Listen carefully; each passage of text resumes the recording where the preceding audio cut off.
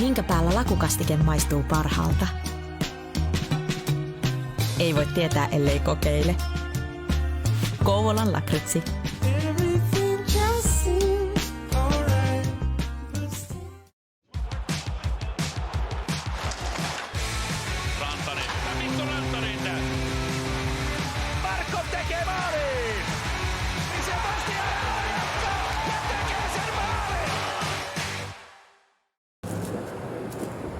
Wilhelm vie nakkikioskille kotikatsomossa.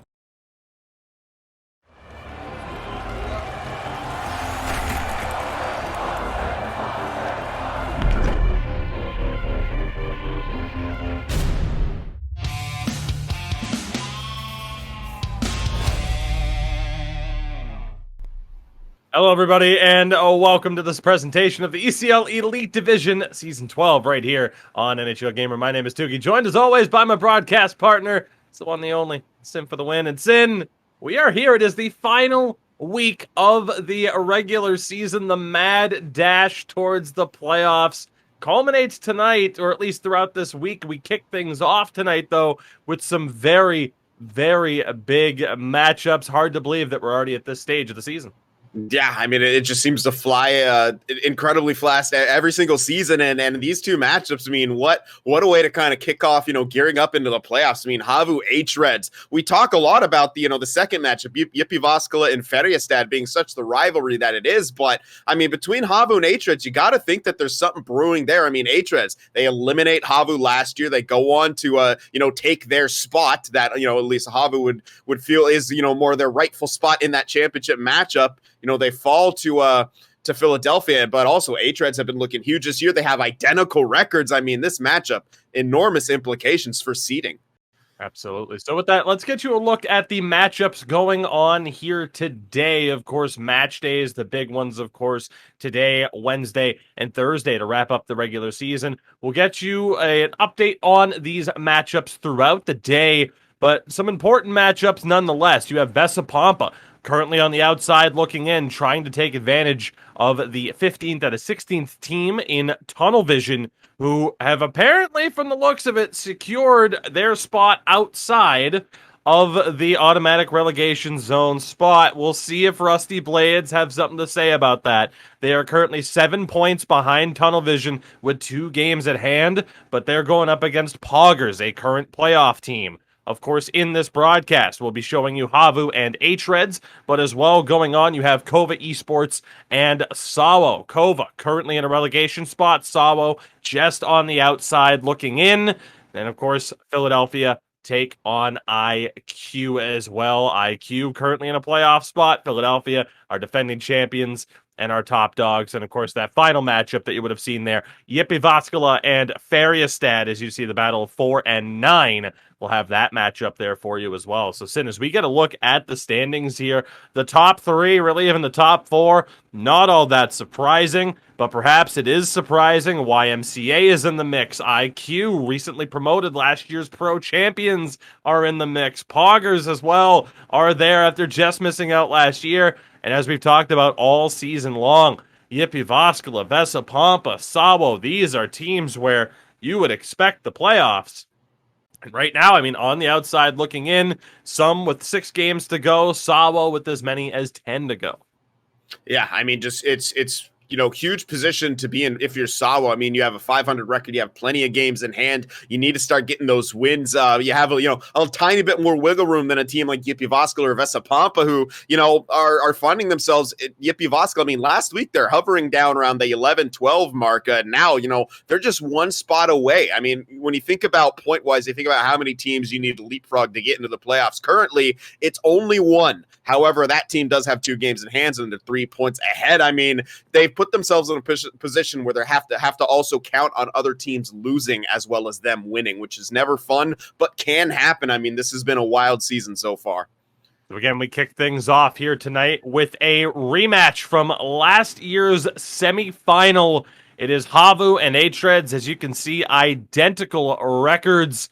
And Sin, it really does have that feeling of if one of these two teams are going to make it back to the final, they're going to have to go through each other. This feels like a playoff preview. Yeah, it absolutely does, and especially the seeding will come into effect huge if one of these teams can somehow knock the other further down down the standings, and something weird happens. Maybe they face each other or face someone else a little bit earlier, and they try to avoid each other. Nonetheless, they pretty much are going to have to prepare to eventually face each other. It's just that's the way it's looking to go down, and hREDS has a huge offensive advantage when it comes to goals for. I mean, 101 over the course of the season is ridiculous. So we're going to look here at the team lineups entering play today for HAVU. It is Pawanso, Dominoiti, and the captain, Flyer Kungan. J. Toro and Nasustelia on defense. Sibelius gets the spot between the pipes here tonight. On the flip side for hREDS, again, the lineup that you would expect to see. Villapoika, the captain, Benito, and Nicky Dangles on that right-hand side. Domi and King of Apes on defense. FaZe gets the net here tonight as well. And Sim, we'll start off, of course, as we always do, with that center matchup, the comparison here, Dominoiti and Benito. I mean, both of these guys more than capable of putting up points, but what a season it has been for Benito. I mean, yeah, it's, again, I'm going to stress this a number of times here. It's very rare for a center to be leading his team in points. But he's leading the league in points. And Benito, just a fantastic season leading his team in goals, second in goals throughout the league. I mean, he's just having a ridiculous season right now for hREDS, and they're on top because of that. He's also winning 56.3% of his faceoffs. I mean, we've talked about how far Potzlaff has been that prototypical center who you want on your team. I mean, Benito just after this season maybe kind of putting himself in that conversation. The most prolific point producer in NHL gamer history. A reminder, last season, 30 games played, 77 points. So he is going to smash that pace that he had previously established.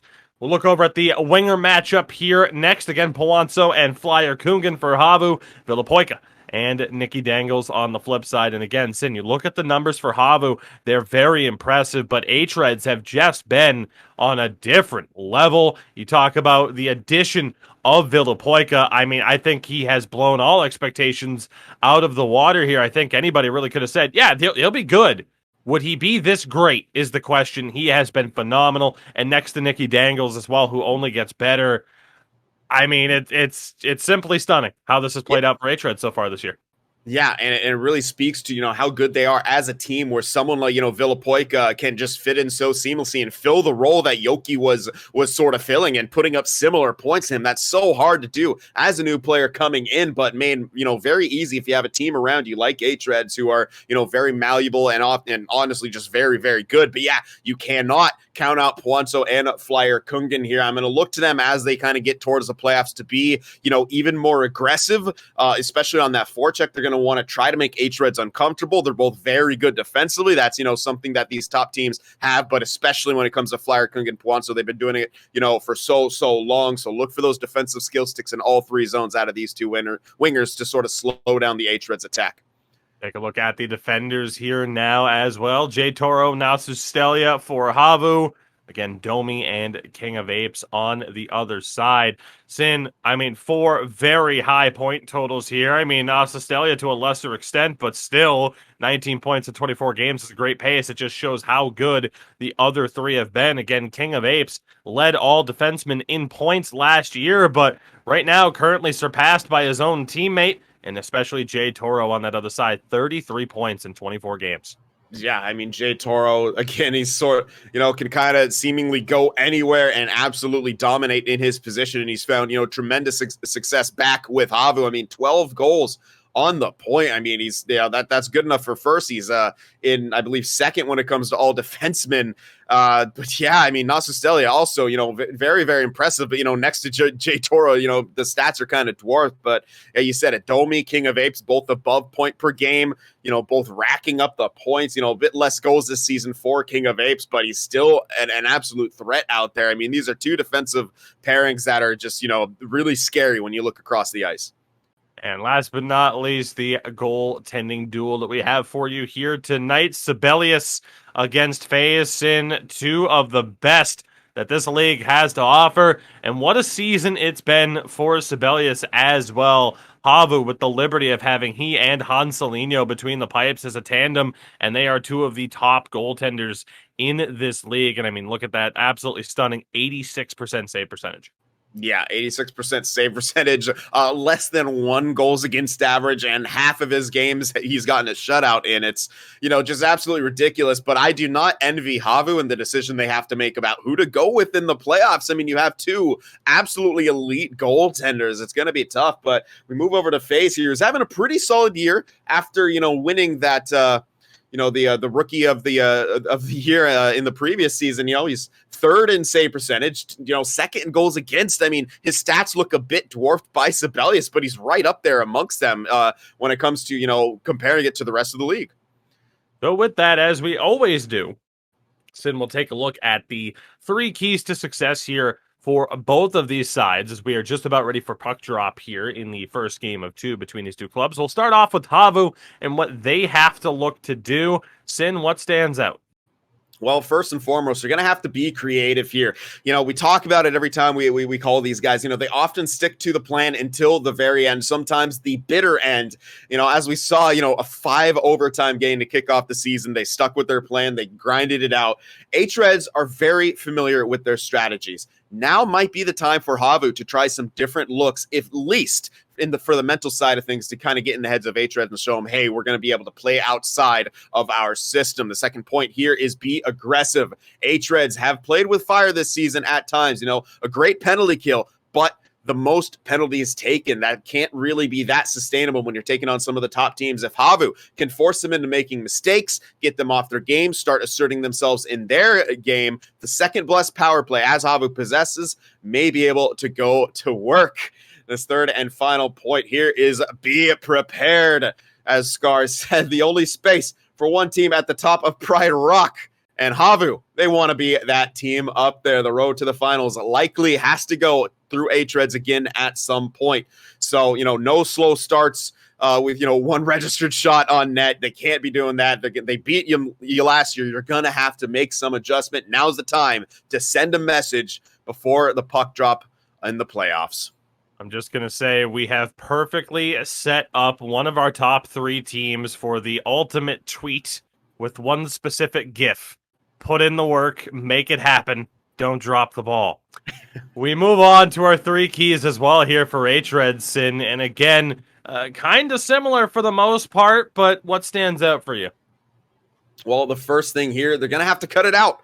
Pretty simple. They have to show some discipline. They have to improve the posture, make their bed as well, and, pick your spots just a bit better to employ the aggression and the sticks as well. That's something that you see from HAVU. We talk about how good their defensive skill sticks are. hREDS have that, but at times they can kind of get caught out using it in the wrong situation. The second point here, shoot, and nearly 100 more registered shots than HAVU this season. hREDS just bombard their opponent, and it's kind of coupled with the massive amount of offensive zone time they can get, as well as the pretty passing that they can display. It's a good strategy to stick to. Sibelius, bit used to a smaller workload. The problem is, if you get him some early action, maybe he can just take over a game, but nonetheless, make him work, make him earn it. The third and final point here, FaZe Can 2.0. One of our worst play on words returns, but what can we do here? We only have so many to work with. FaZe has proven time and time again since debuting in the Elite Division last season that he is a top-tier talent. It's the reason hREDS picked him up. They wanted to be a top-tier team, really kind of solidify themselves amongst the tops here. He plays well when the pressure is on, and tonight is a high-pressure situation. We'll see how he handles it. Absolutely. So again, we are just a few moments away from puck drop here, the first game of 2 between hREDS and HAVU, as again, very well could decide who gets that second seed. Say what you want for home ice advantage, perhaps heading into the playoffs in the virtual of things. Don't know if that would necessarily have as much of an advantage when you have these 2 teams relatively geographically close. Of course, it might end up being a bit of a difference maker if someone like a ZSC were to make it into the playoffs. That would certainly be some home field advantage. But Sin, I digress here. Heading into this matchup now, again, we kind of talked about the the high scoring ability here. And I believe we're going to have a look here at the top 10 skaters as well, just to really get you guys that picture. As you see there, hREDS with the top 3 spots. You have the duo Vecchi and Playmaker from Philadelphia, Afe and Mullen, of course, from Färjestad, and then Flyer Kugan and Polanco down there. Shout out to Pika Rajo as a rookie for Goons, also appearing in the top 10. Very intrigued, of course, to see how the award voting will go this year. I think that'll be an exciting one for sure. But Sin, we look at that top 3. I mean, it really does put it into perspective. Yeah, I mean, you saw at the beginning, they took that early lead, and then, of course, the skaters from Philadelphia came back, took the lead back, and had something to say on Twitter about it. I'm kind of wondering where the tweets from hREDS are now that they're firmly in the lead. All 3 of their skaters in the top 3. That is absolutely impressive. hREDS offense is just out of this world this season. Absolutely. So, again, we will see those players in action here in just a matter of moments. You see them there in the lobby, Sin. We are just about ready to go. Very excited to see how this plays out. Again, you mentioned it, identical records, both teams 23-1 on the season, 41 points each. hREDS enter play today as the 2nd seed based off of goal differential. You look at the standings like we talked about, Philadelphia technically within reach, although our defending champions do have 2 games at hand on both of these clubs. This is a chance here, though, to still push for that top spot if you're one of these 2 teams, but pulling off the double and walking away with all 4 points, easier said than done. Yeah, absolutely. Like, now would be the time, if at any time either of these competitive teams had a gentleman's agreement with each other to get 3 points each winning one in overtime, but that is simply not going to happen between these 2 guys. They're ultra competitive, perhaps, no love lost. They remember what happened last season, and when you're near the top, you want to get to the top by any means necessary. So that 1 extra point, absolutely huge. I mean, we could joke about that all we want, but, these guys are not those kind of players at all. They want it all, and they're hungry, and it shows where they find themselves in the standings. That said, if you're a member of one of these 2 teams, you're a big fan of IQ, Northern Ascendancy, or Poggers this week. Yeah. The 3 teams, of course, that Philadelphia will be playing to wrap up the regular season. Again, this is the final week. We are underway. We will know how it's all going to pan out heading into the playoffs by the end of this week. Let's see how this game goes as HAVU in on the attack early on. A decent little look there from Flyer Kungan. Didn't find its way through. Pass back down. Polanco here, of course, returned to the lineup for HAVU this season. Wins the puck, shot at short side, and Faye is able to make the stop. And Sim, we probably undersold Polanco's importance here. Of course, that big change was Hansalino jumping up from goal up to left wing last season. They made it to the semifinal. Polanco comes back and has not missed a beat as hREDS trying to get it back down the other way. A bit too much traffic. See now what HAVU can do, trying to work their way into the zone. Here's Dominoanti. Along the half wall, down low again to Polanco. Tried to go back along the wall. Nobody there. Bit of a mistake there in terms of basic fundamental positioning, I would say. Not having at least 1 player on the wall as HAVU turn this one over. hREDS back in control here. Looking for their first bit of offensive zone time, but a little bit rusty out of the gates here, perhaps. Let's see what they can do as Domi to feed that one over, and an offside call here. So, Sin, not the cleanest start to this game for either side. Yeah, HAVU obviously has looked a bit better early. They're gaining that zone, and when they do get in there, they look pretty confident. Despite that, Nasu Celia jumping down to collapse a bit too early, just a split second too early. But that can kind of happen. There's not a lot of space out there. Both these teams really have to work for it. Puck here down low in the corner. Villapoika holding on to it, working it with Domi. See what they can do. 1-timer from Domi and a big stop there. I think that one ended up on net with Sibelius. A chance on the short side as well for Nicky Dangles. Steve is able to make the cover. Yeah, we're going to see that a lot from these 2 teams, just kind of testing the goaltender's angles, especially early on. You want to see if he's on his game or if he has some sort of a weak spot. So we talk about the feeling out process, which happens in the neutral zone, but it also happens when you're taking shots on a goalie. You want to know, okay, where is he maybe not looking solid, or, what should we test right now? A chance here going down the other way. Benito gets it back. Big stop by Sibelius. Chance for Villapoika. Puck still loose. And Jade Toro is able to settle that down. Good looks there for hREDS. Off the feed in front, it was Benito. They're so dangerous there, but here's HAVU now. Dominoanti tried the feed in front, took a swing at it as well. Puck still alive. It's Domi. They'll take that one away now. hREDS, let's see what they can do. Well, back down the other way. This game speeding up a little bit. There's the hit. Dominointi looking here. Can't hold on to it. Good defense from Domi. In response, risky pass pays off. Benito nowhere to go. Excellent defense from Nasus Stelia. HAVU back in the attacking zone here. It's Jay Toro down low, unable to hold on to it. Again, hREDS a little bit of space here for Benito, looking to cut in. Excellent defense from Polanco and Sin. It's another highlight of these two teams, the two-way ability of all their forwards. Yeah, I mean, just the second you think one team has a bit of space on the rush, a back checker will get them, or a defenseman makes a great play. I mean, that's just what these two teams bring. Big set of passes there, but Benito just couldn't sneak that one inside the post. Excellent pass back from Nicky Dangles. 5.5 minutes to go here in this first period. Poke check there at the line for King of Apes. It's HAVU in control, looking for this game's opening score. Tally.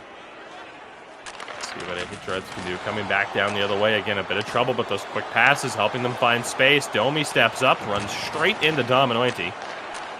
HAVU's possession once more. Dominointi trying to bring it down ice. Held up. Great defense by Nicky Dangles there. Again, now hREDS in the attacking zone. Big hit at the line, but King of Apes was able to hold. Working with Benito. Risky passes. And Sin, given the circumstances, it could have been a worse result. Absolutely, and that was, you know, it was a good play to try to hold that line, but Domi was doing the smart thing, making sure he wasn't going to get beat. He was turning around to sort of skate, and that sort of made him catch the pass weird, bring it out, and bring it in. One day, well, defenseman will have a better ability to sort of hold that blue line there. Big stretch pass, Dominointi nowhere to go. King of Apes all over him. Benito's able to recover here. Let's see what King of Apes can do jumping up into the play now. Nicky Dangles. They loses the puck out behind him there. hREDS are forced to reset. Good interception there, but recovered. Here's Nicky Dangles one more time. Domi tried to get that shot off, but an excellent poke check from Polanco. Sin, that'll bring us to the end of the first period. Still in a goalless game thus far, but hey, there were some chances on both sides. Yeah, there were some chances, and we saw it open up a little bit as much as it can with these two teams. Obviously, they're very, very tight defensively, especially HAVU, but hREDS, I mean, they're still, you know, a very good defensive team in their own right, despite being that top offensive team. They're, I mean, really getting it done on the defensive end of things. They're really seeming to stifle HAVU, and that's something that hREDS, you know, needed a bit more of last season. So it's good to see them continuing to improve, and not just on the offensive side of things. They're, you know, being able to shut things down, and it kind of showed in that. HAVU came out strong. They had early zone time, but they only have one registered shot throughout the course of this period. So after that, hREDS was able to sort of tighten up, keep them out of the zone just a little bit more. And both of these teams, I mean, pretty even across the board, obviously, besides the better passing rate that hREDS is displaying so far. Other than that, I mean, I'm kind of surprised that there's only 3 registered shots. It felt like a lot more chances were coming. I guess they just didn't get on net cleanly, but yeah, I mean, I think this has the kind of propensity to sort of open up here in the second period, despite looking timid after those stats. I mean, this feels like, you know, just like something ready to blow. Here we go, second period just about ready to get underway. Let's see again if we can find that opening goal to this contest. Very important matchup for both of these teams. And an identical record. At this point in the season, as King of Apes tried to throw that one on. Nicky Dangles looking for that deflection in front.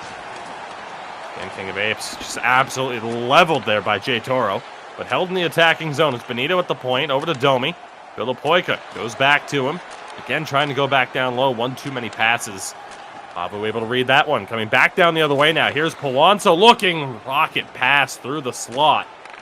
No one on the receiving end of it. Pass there off the stick of Villapoica. HAVU will have this one now. Let's see what they can do going down the other way. And the answer is not much. Good blue line defense from hREDS. Bit of a scare there, but able to recover possession once more. Here's Nicky Dangles, tried to go to Benito in front.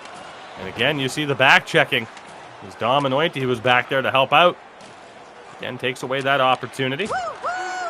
Huge hit, Jay Toro. Gets a receipt. And it's hREDS going back down the other way. Here's Villapoica, has a bit of space. Can't hold on to it. Nasistelia's all over him. He'll send it around. Held in by King of Apes. Back down for Nicky Dangles and Benito. Tried to circle through, nowhere to go. Let's see what HAVU can do now going down the other way. struggling to get that offensive zone time a little bit more here throughout the second period so far. They're able to stifle hREDS for the most part. They're in the attacking zone here, though. Domi the one-timer, kick stop by Sibelius. The rebound handled by J. Tora. Has the puck here once more. Again, one of the premier offensive defensemen in this league. Loose puck is recovered by another one of them, that being King of Apes, who has it here now. For that outlet pass. Feeds it off to Domi instead. Good quick passing here from hREDS again. Bit of space for King of Apes, and again elected to pass. Sin, this is what I'm talking about. I mean, for hREDS right now, they're still looking for the high-quality stuff. But that's what Seabay's used to seeing. He's used to seeing only a couple of shots a game, 10 or less, because of how strong of a defensive club HAVU are. We've seen it all season long. Not a bad idea to throw pucks on net. Yeah, and hREDS especially, I mean, they've been used to being able to kind of make those plays throughout the course of the season. Now they're going against, possibly one of the tightest defensive teams in HAVU, especially in their own zone. I mean, they know what this team wants to run. They know the chances that they're looking for. They've definitely done their homework, and they're shutting it down right now. Bit of space here. Chance of Nicky Dangles is denied. What a stop by Sibelius. Smart move from Nicky Dangles. Here's the quick out. Flyer Kungan trying to chase it down, and excellent positioning from Domi. We have an icing call. Yeah, and the slap pass just off the angle a little bit as it hits the kind of the corner boards and ramps around instead of popping out to Flyer Kungan. If that went through, that could have been, obviously a huge chance for him. He's a couple guys on his back, but would have had some space to at least take a shot. Put the team on his back. And so we'll see what happens here. HAVU trying to make something happen, but again, hREDS, for the most part, stifling this offense at the blue line. Big interception here by Flyer Kungan, but no way to weave your way through that amount of traffic. It was Domi on the back pressure. Game's gone on. hREDS getting the better of the possession. HAVU looking more likely to score on the counterattack. Chance for Villapoika, just wide of the post. One of the better chances there for hREDS. Great job there by Benito to win it back. Nicky Dangles recovers, tries to go back down low. The play was read by Dominointi. It's HAVU back in possession, at least for the moment. Loose puck recovered. Villapoika can't get that shot through traffic. Back to the point. D to D shot and a stop by Sibelius. Excellent tracking there by the netminder. Yeah, and I like what hREDS are doing now. At the beginning, they were really trying to force it down low, work it down low, get those in-tight chances. Now they're taking a few more shots from the point in. The last one they took, that was Domi. This time he passes it back to King of Apes for a quicker one-timer and a deflection opportunity. So I like what hREDS is doing. They're sort of taking what's given. Flyer Kungan gets it back down low. Here's Dominointi. Back to Flyer Kungan. Look for the wraparound. Just couldn't get the animation that he was looking for. As we're in the final 10 seconds now, hREDS one more opportunity to try and find this game's opening goal. It's knocked back to the neutral zone. Pawanso pressuring. And we are going to the third period. Again, still looking for our opening goal of the game. Yeah, I mean, it's deadlocked at 0, despite, some of the chances starting to come out, maybe a bit better on the hREDS side of things. But HAVU, one of those teams who can just seemingly make something out of nothing when they get it into that offensive zone. So we'll see if this keeps up, but so far it has been that defensive battle, and the goaltender's making the saves that they need to make. But yeah, I think what you said, it's when things start to open up, whoever wants to start taking some more shots, creating some more havoc. I know these two teams like to play, to their advantage. They want to dictate the pace, especially hREDS, and HAVU likes to play to the system. But I feel like the first team that starts really taking chances and tries to kind of mix things up and get us some bodies moving, some pucks bouncing, I think that's the team that's going to gain the advantage here. And hREDS in that period really kind of gained the advantage and kept HAVU out of their zone. Here we go, just about ready for this third period. Sin, as we mentioned, that's what we were talking about with HAVU. One registered shot. Don't know if that's the way to do it for either of these two teams, but we know that's what it is with HAVU. I mean, I think we literally said in one of the in one of our points, the whole be prepared key to success there. No slow starts with one registered shot on net in the first. Well, they only had one. There's their second, and it came in the early stages of the third period, and it was a huge stop by FaZe. Yeah, I mean, that's, who are we to tell them how to play if the shots that you're getting are coming from right in front of the goaltender. Hard to say to mix that up, but they are coming few and far between against this hREDS team. Good deflection bid. Sin, I don't think they like us talking about him. No, their ears are burning right now. Oh my goodness. Jay Toro. Just testing his goaltender. I mean, in fairness, he's used to shooting on HAVU green. Of course, with Philadelphia over the last couple of seasons. Chance there on the near post. Polanco just not able to find the puck. Let's see what Domi can do. Able to find Villapoika, who draws the trip. Nasistelia will take a seat. We have our first power play of the game. It's a huge moment for hREDS. Yeah, I mean, the third best power play hitting the ice just behind HAVU by a couple percentage points. They're at 31% here this season, so we're going to get to see that go to work, and with a bit more space out there, perhaps now we'll be able to see hREDS connect on those pretty passing plays that they love so much. What they can do, tie up on the draw. They come up with it. Nicky Dangles to Benito. Tried the rocket pass in front. Kicks out to Sibelius' left-hand side here. Domi, Villapoika. Domi gets it back. Villapoika again was looking for Nicky Dangles. Incredibly quick passing, but just couldn't find the intended targets. Nicky Dangles working with King of Apes. That pass in front won't go. Puck unable to be cleared. Still back down below the goal line here. Jay Toro turns it over. Domi looking, couldn't get that shot through. He's able to recover. Villapoika again back to Domi, who draws the trip. A delayed call here. Domi the shot and a blocker stop. Another chance on the short side and they score! Villapoika finds it and sweeps it home. hREDS have the opening goal of the game. Absolutely huge. That was just tenacious play down low by hREDS. I actually thought right there HAVU was going to get the touch on that, but somehow an hREDS stick came in and batted that rebound into the net.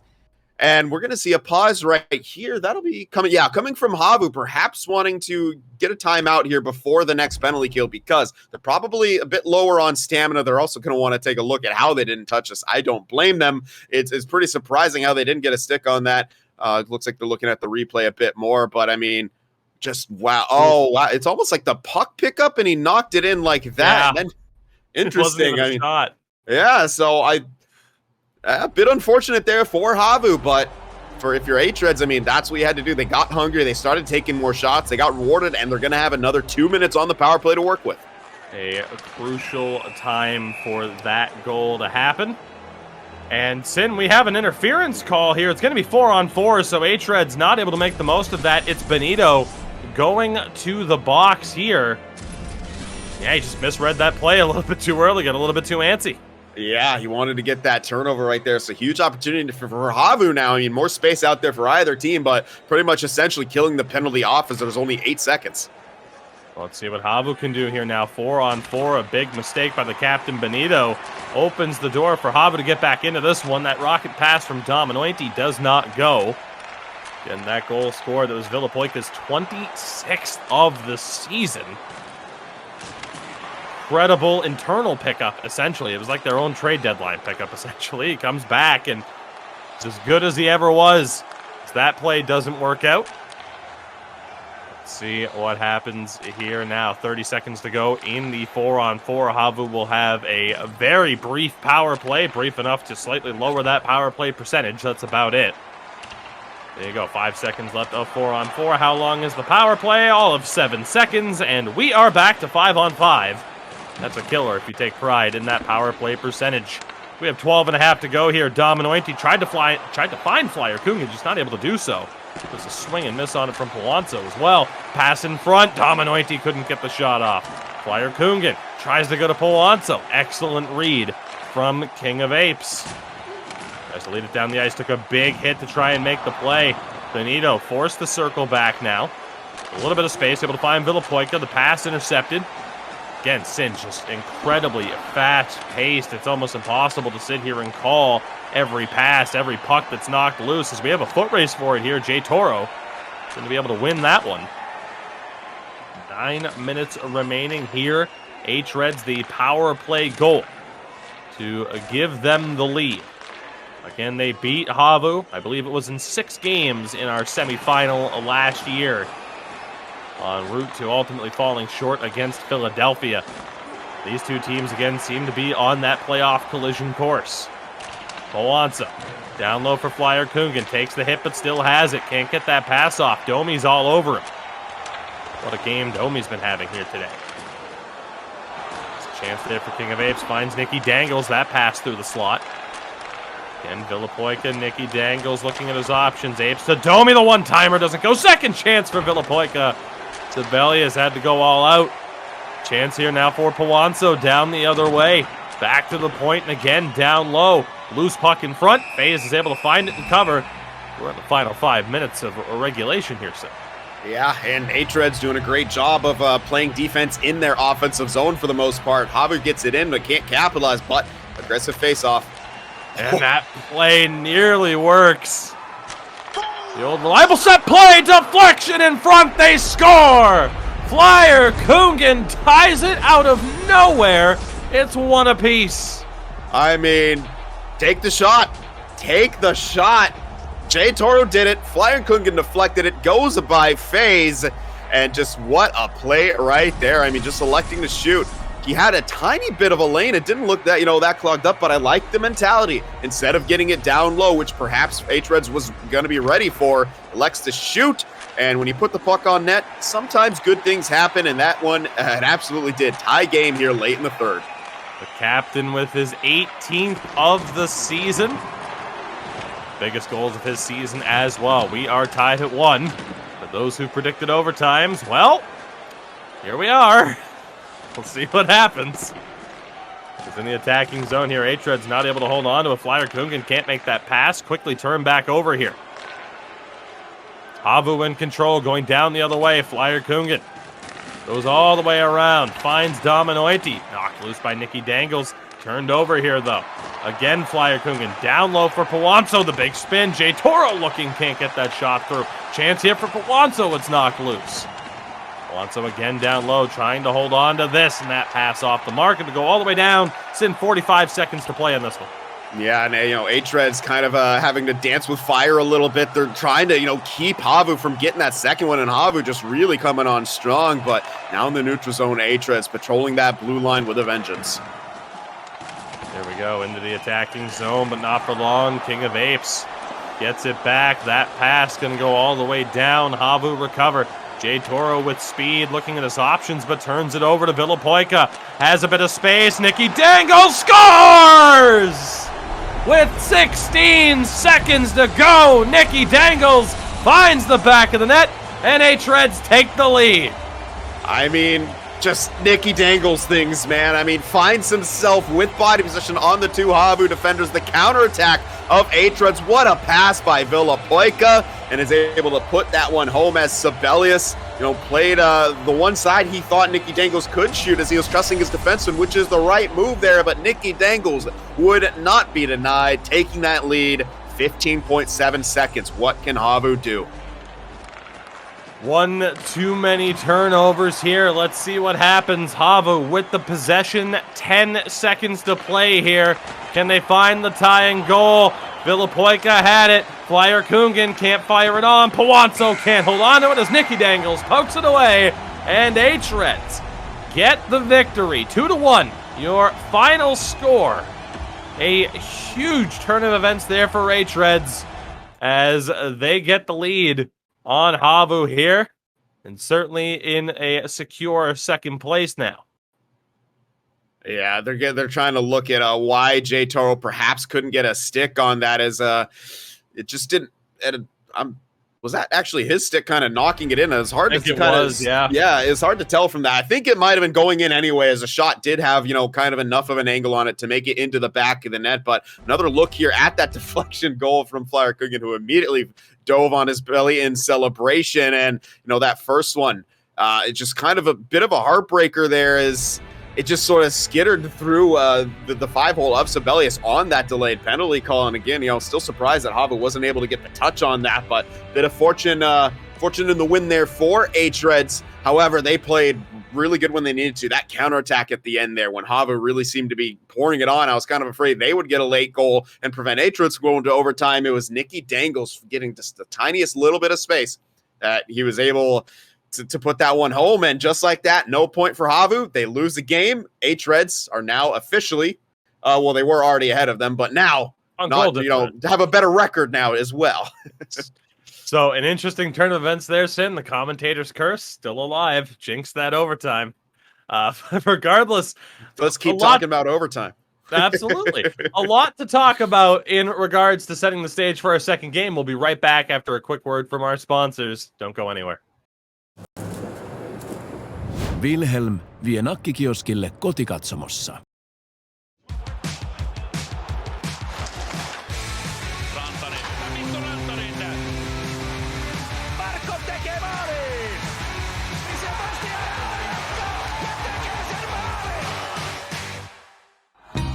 Minkä päällä lakukastike maistuu parhaalta? Ei voi tietää, ellei kokeile. Kouvolan lakritsi.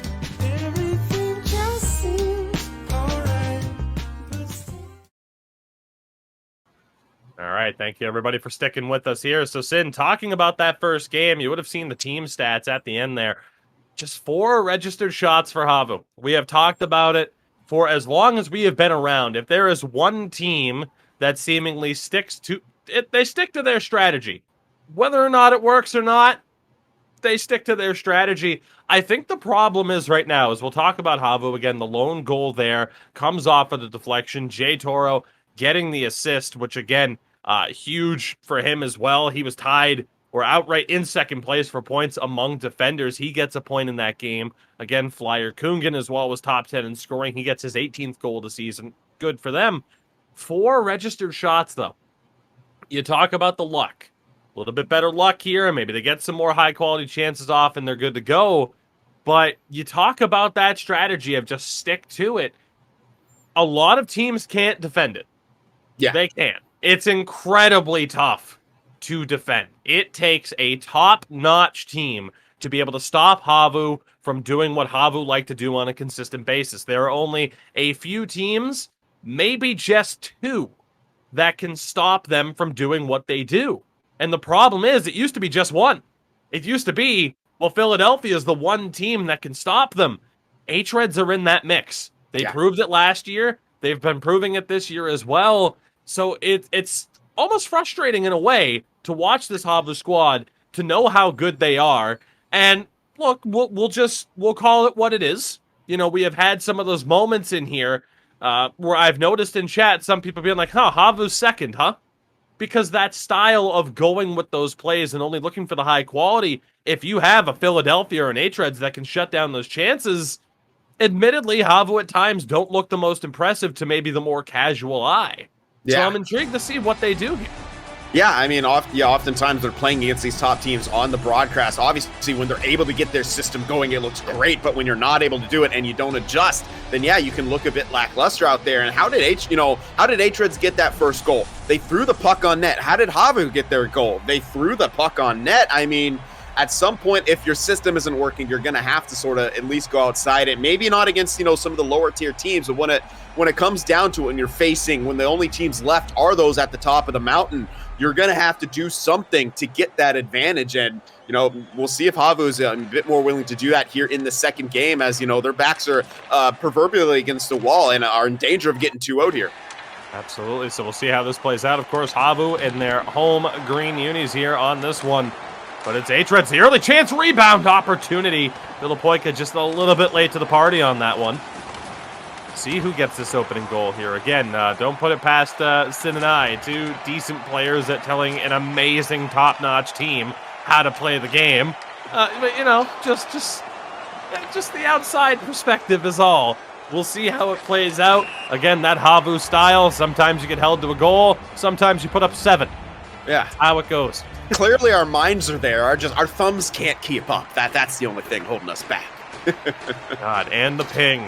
Yeah. But don't worry. Coming to a Nordic or Scandinavian country near you, we'll be enjoying that 12 ping sooner rather than later. I wish. Anyway, we march on here. Let's see how this plays out. As the pass there. What a look there! Poanzo. That extra feed to find Flyer Kungen. But FaZe is able to make the stop and Sin. That's the type of play where it's like, okay, if they can get that over and over again, HAVU run away with it. That was a rare mistake from hREDS. Yeah, they didn't quite, cover where they needed to and overcommitted a bit on the boards. It was a great hit, but yeah, you said it opened up the middle just a little bit, enough for them to get the chance. Maybe not all that Flyer Kungen wanted on the shot, however. Here's Domi at the point, down to Villapoika. Around the back, Nicky Dangles tried to throw it on. off the leg, of course. Nicky with the game-winning goal in the last one. He entered play today in third for goals with 31. He's now up to 32 goals. Again, he just keeps getting better and better as he nearly picked up the puck there. Instead, it's HAVU trying to go back down the other way. Held up a little bit here. Let's see what they can do as they're going to be forced to pass the puck a lot. 5 men along the blue line for hREDS, but a bit of space there for Jay Toro. Immediately double teamed, able to find Dominoiti down low. Flyer Coogan had it poked away. The last moment. hREDS. Here's Domi stepping into the attacking zone now. Finds the pass. What a chance there for Benito. Great feed from Nicky Dangles. These two teams trading chances here early on. High quality stuff at that. It's a good stick lift there by King of Apes to take this one away. Let's see what they can do here. Again in the attacking zone. There's the trip. I believe Dominoiti takes a seat. Center on center violence. Yeah. Indeed it is.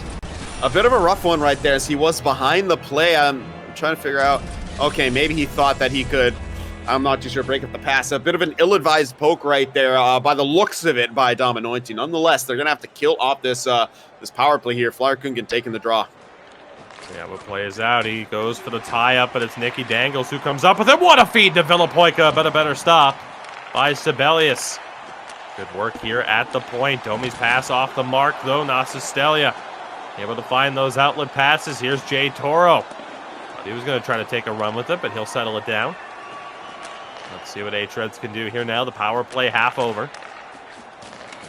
Good draw pass there by Villapoika. Gets it back, and again, back to the point. Chance. Nicky Dangles, what a feed! Benito has the goal. 1-0 hREDS.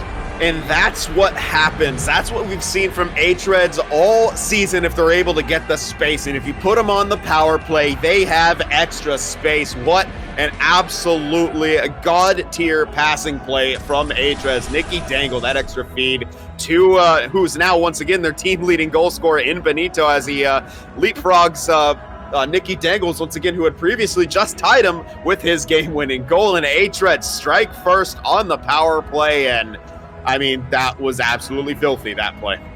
I mean, you can see the defender there in front, in the L1/LB, whatever console you might be on, trying to get down. Nicky Dangles, though, still able to find that space. And again, hREDS make them pay on the man advantage. Sin, that was one of our keys here for HAVU, was be aggressive to lure hREDS into some penalty trouble. They're the most penalized team in the league, and it's been HAVU. A little bit of a dangerous situation there for hREDS. They survive, but it's been HAVU, for the most part, getting into the penalty trouble. Chance there for Nicky Dangles, poked away at the last moment. Let's see what HAVU can do going down the other way. The answer, not much. It's hREDS right back in on the attack again. Benito, the goal. His team leading a 33rd of the season. Nicky Dangles, King of Apes, on the assists. We have under 6 minutes to play here in this first period. See if hREDS can really add to that lead. Neither team were able to get that separation. It's a close call there, nearly poked away. Domi able to recover it here now for hREDS. Circles back. See what they can do on this particular breakout. There you see that quick passing, of course, that we've really come to expect. Benito able to weave his way through. Chance for Villapoika. Somehow does not go. And it looked like Sibelius got a big piece of that one. I'm not entirely sure, but regardless, what a chance again for hREDS. Yeah, that was a huge save. What a play by Benito, though. He had the one-touch deke to get to the middle, sort of split the defenseman, the saucer pass over, and Villapoika got enough of that shot. But yeah, I think Sibelius saved it. I mean, what a save by him. But yeah, what a chance for hREDS, and that's just their, you know, their counterattack ability is just on display right now, looking exceedingly dangerous. And HAVU need to find an answer for that. It led them to take a penalty. It led to a big chance right there. I mean, hREDS really displaying why they're one of that top team. There we go. hREDS back in on the attack. Benito has it down low. Goes the King of Apes at the point. Throws one on. Blocked down. Still in possession here, though, are hREDS. Good work again. Loose puck. Villapoika tried to go far side. Nicky Dangles on the short side now. Great chances here. Sibelius forced to make some big stops, but hREDS found the opening strike. Again, Benito with the goal. It's 1-0 for hREDS heading into the second.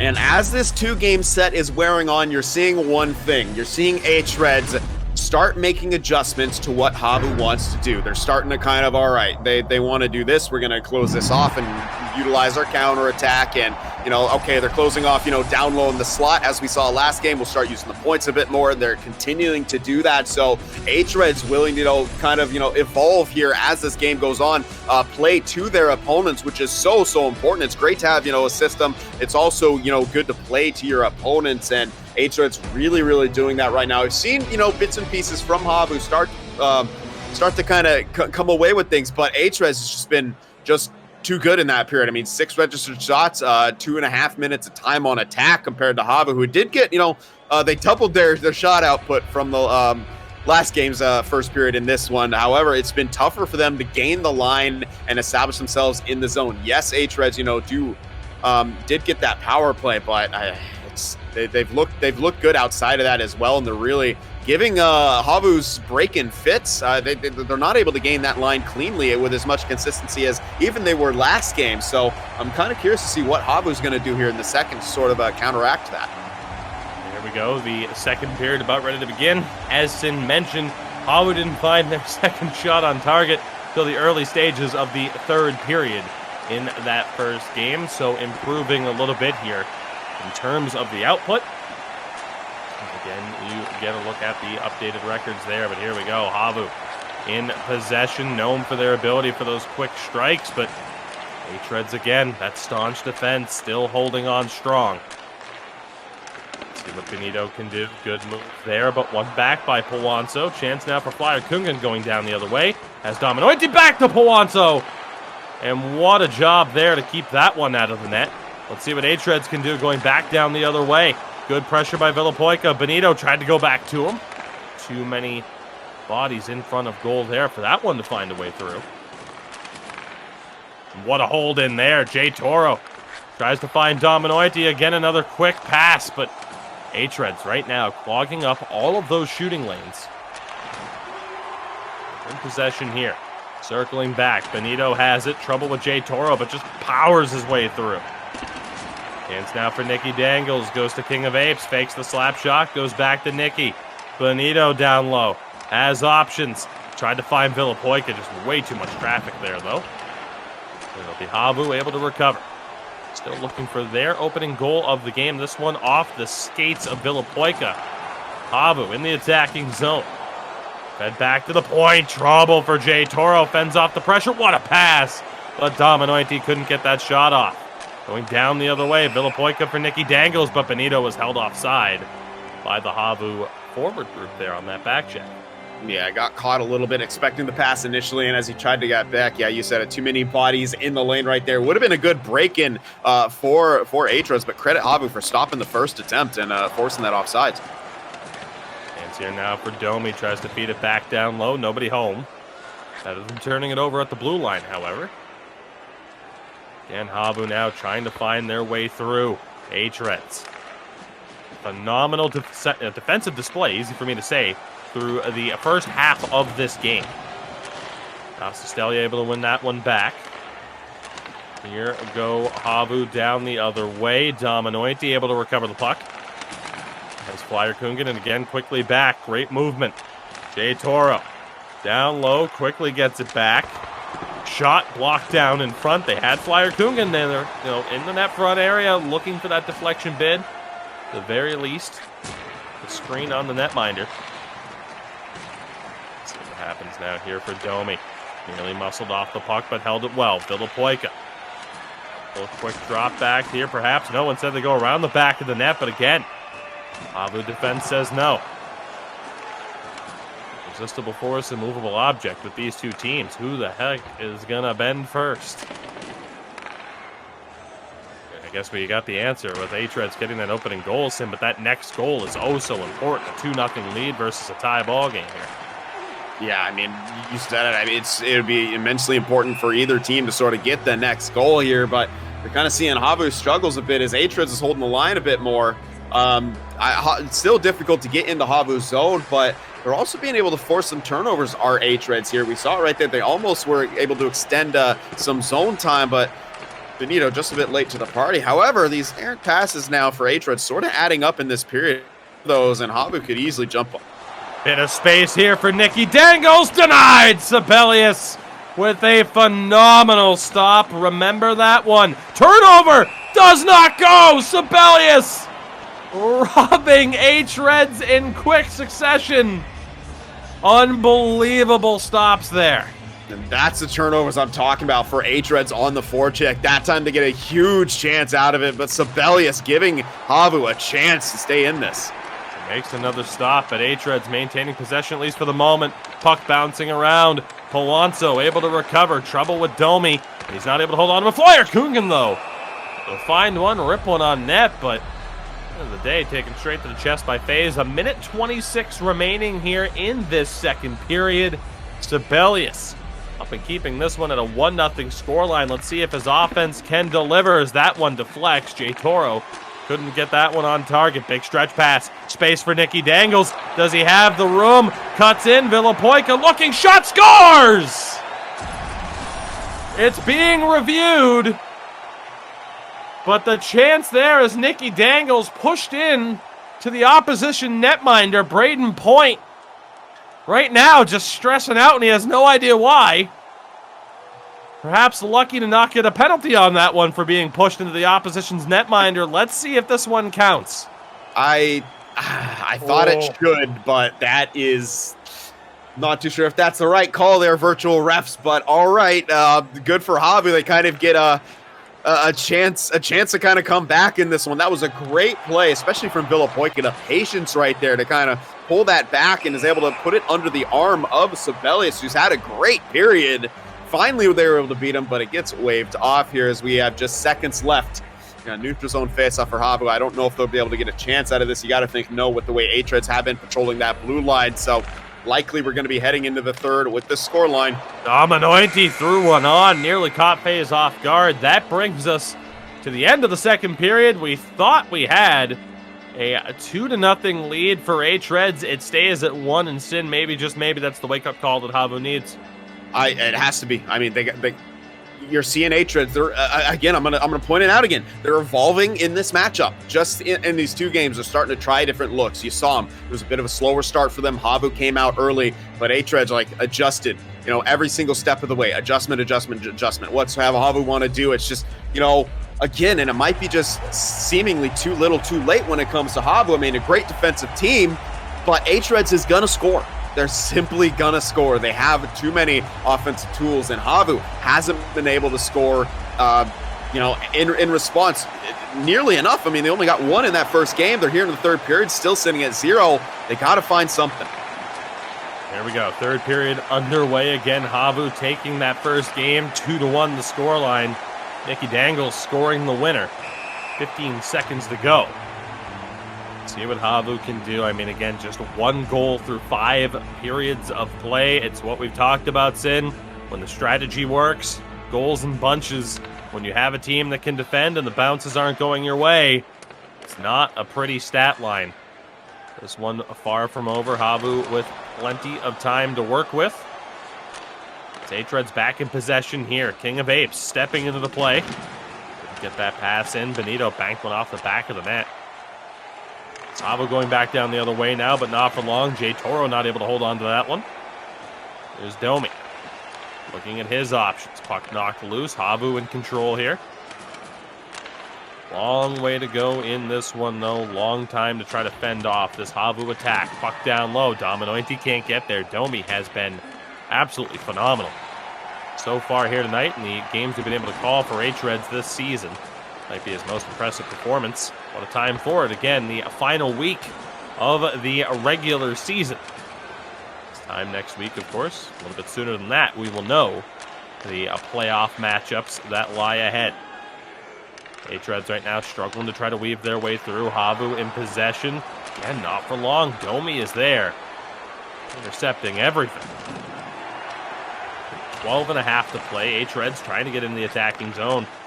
Sin right now, this benefits hREDS. These two teams just kind of stifling each other at the opposing blue lines. Yeah, it absolutely does. I mean, hREDS just looking phenomenal at the blue line. Errant pass right there from HAVU gives them the turnover. And yeah, I mean, the more time ticks away, they get a chance. Oh. Domi still holding on to it here, though, in the attacking zone. Villapoika down in the corner. Loose puck bouncing around. Nearly turned over there. It's a dangerous play to just try to stop with the puck and wait for the chaos to dissipate. Here come hREDS again. A little bit of space. Benito, Nicky Dangles poked away. Very, very close calls here. hREDS unfortunate to not have more than the one goal. Of course, a waved off goal in that second period as well. We have under 8.5 to go. Benito can't find Nicky Dangles on the pass. HAVU very quickly running out of time in this one. Forced to drop it back. Can they find the space to get through here? The answer is no. Incredible from hREDS, the way they've been able to shut down the blue line. Dominointi finally finds that bit of space that they needed. Jay Toro with the point. Slap shot off the leg of a defender. Fire Kunungan gets a lucky break. Dominointi on the doorstep. Couple swings. Couldn't bury it. Dominointi able to recover one more time. Intercepts a pass. I don't think that was intended for him. Jay Toro, the extra pass. Shot on the glove. Stopped by FaZe. Nasistelia had a decent opportunity there. Yeah, kind of surprised Jay Toro didn't pull the trigger right there with the kind of shot he has and his propensity for scoring goals. Alexa passed to Fire Kunungan, and it was defended by hREDS, but finally some time on attack for HAVU. 4 minutes to play here. Loose puck recovered by Jay Toro. Able to find Dominointi. Big hit there from Apes, but Dominointi able to recover. Chance for Nasistelia. Back to the centerman, and the puck going to get knocked all the way back into the neutral zone here. 3 minutes to work with for HAVU. That shot again from Nasistelia, not able to find its way through. Loose puck, tripping call coming up. HAVU to the power play sin for what accounts to the rest of regulation. This is huge. They have to score right here. They are going to have the last minute of real time too. So this is a long power play that hREDS have to kill off. They've been so good. This is the first time really that they're going to be on the penalty kill. There we go. Let's see what they can do here. Puck intercepted by King of Apes, but he can't clear. Dominointi has that one intercepted. Bouncing puck out of the zone at the very least. 1.5 minutes to play here. The clock a little bit slower, of course, as always, but with that penalty time, that much more time for HAVU to work with. Puck knocked loose. Jay Toro stick lifted, but he's able to maintain control. Pawanso down low for Dominointi, gets it back. Jay Toro with the fake slap shot. Pawanso has it knocked loose. Still HAVU holding on to it. Flyer Kunungan can't make the power move to the net front, and Jay Toro can't keep it in. 42 seconds to go. 30 seconds to remain on the power play. The pass off the mark, and hREDS will kill some more valuable time off of it. But a jump there by Benito, a big offside call. Yeah, I mean, that really, if he was able to get the puck behind the net right there, that could have been dangerous, but the face-off does go back in their zone because of it. So here we go. Big face-off for Dominointi. Tie up on the play. Nasistelia for Jay Toro. Looking. Has Dominointi. Loses it for the moment. That errant pass doesn't go. Seabay's on the ice. They'll send it down. 22 seconds to play. Extra attacker out. Still a few seconds away from being back at least a 6-on-5. There we go. 12 seconds. Loose puck sent all the way down. 8 seconds to go. That should pretty much do it. Nasistelia, Dominointi. Pawanso has it poked away. hREDS pull it off. All 4 points and second place all but secured here in the regular season. What a performance from hREDS. FaZe made some huge stops. But I mean, you feel for Sibelius. He really kept HAVU in these games both times, making some massive saves at key moments. And HAVU just couldn't find the goals. I mean, we saw it kind of at the end there.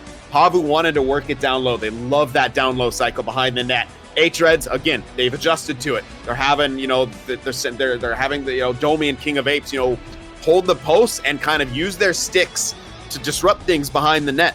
And that is not allowing HAVU to get any sort of cycle momentum that they want and start opening up that middle. And that's another thing. hREDS not giving up the middle whatsoever. HAVU cycling to the outside. Okay, fine. You want to take some shots to the point? From the point, we'll block it. If not, we count on, FaZe perhaps making that save. And again, hREDS a huge 1-0 victory. Great defense throughout the course of this series and taking the 4 points and giving HAVU 0. Not even that overtime point is absolutely massive.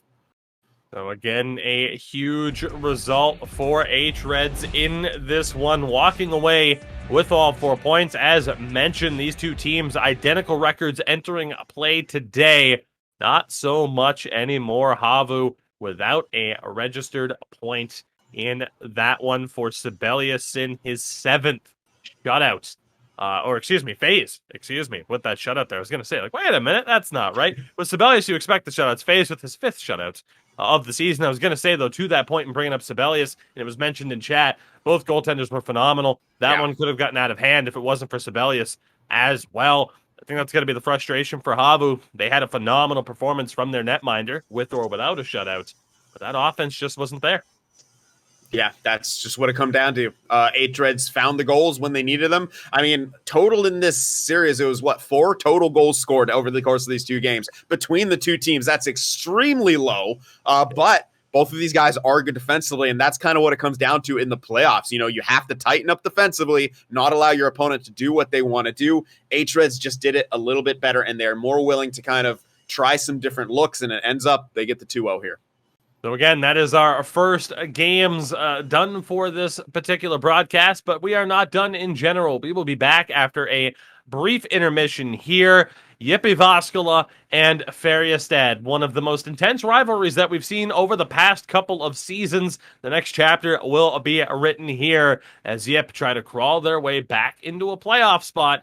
We'll see if they're able to do so. Stick with us, and we'll be back in a few minutes.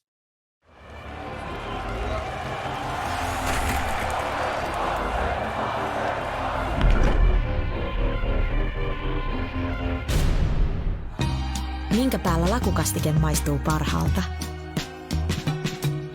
Ei voi tietää, ellei kokeile. Kouvolan lakritsi.